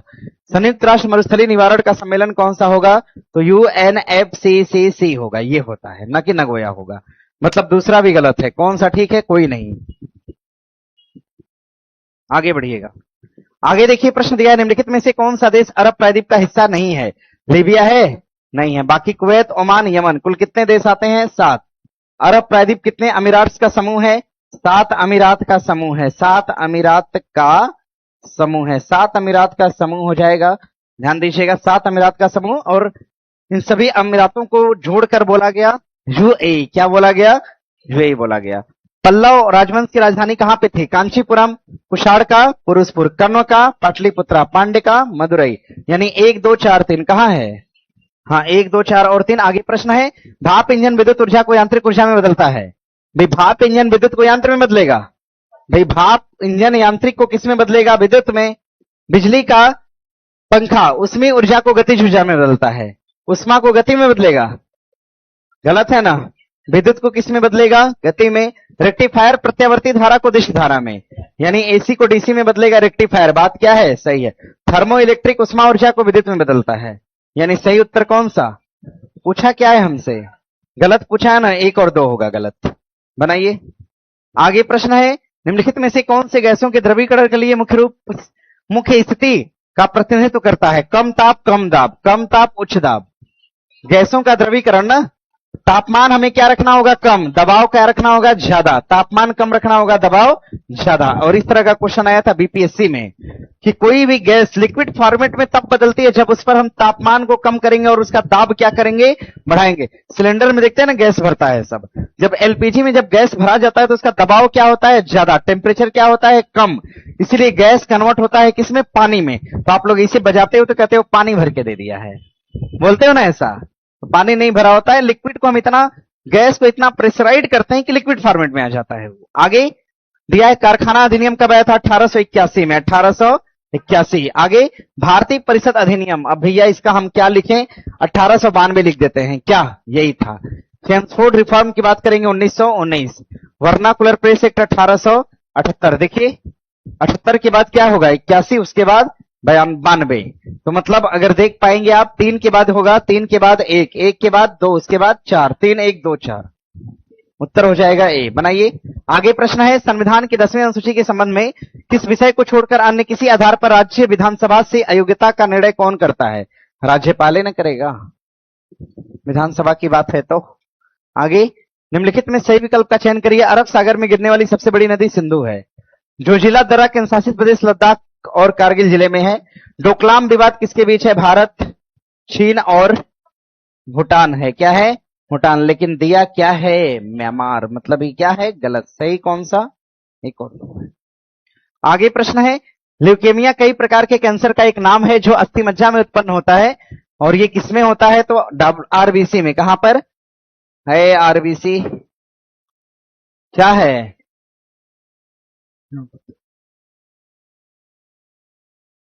डब्ल्यूबीसी ना। लेकिन सुनिए ना, आरबीसी लगाइए। इसका कंडीशन होती है कि ल्यूकेमिया अरे यार,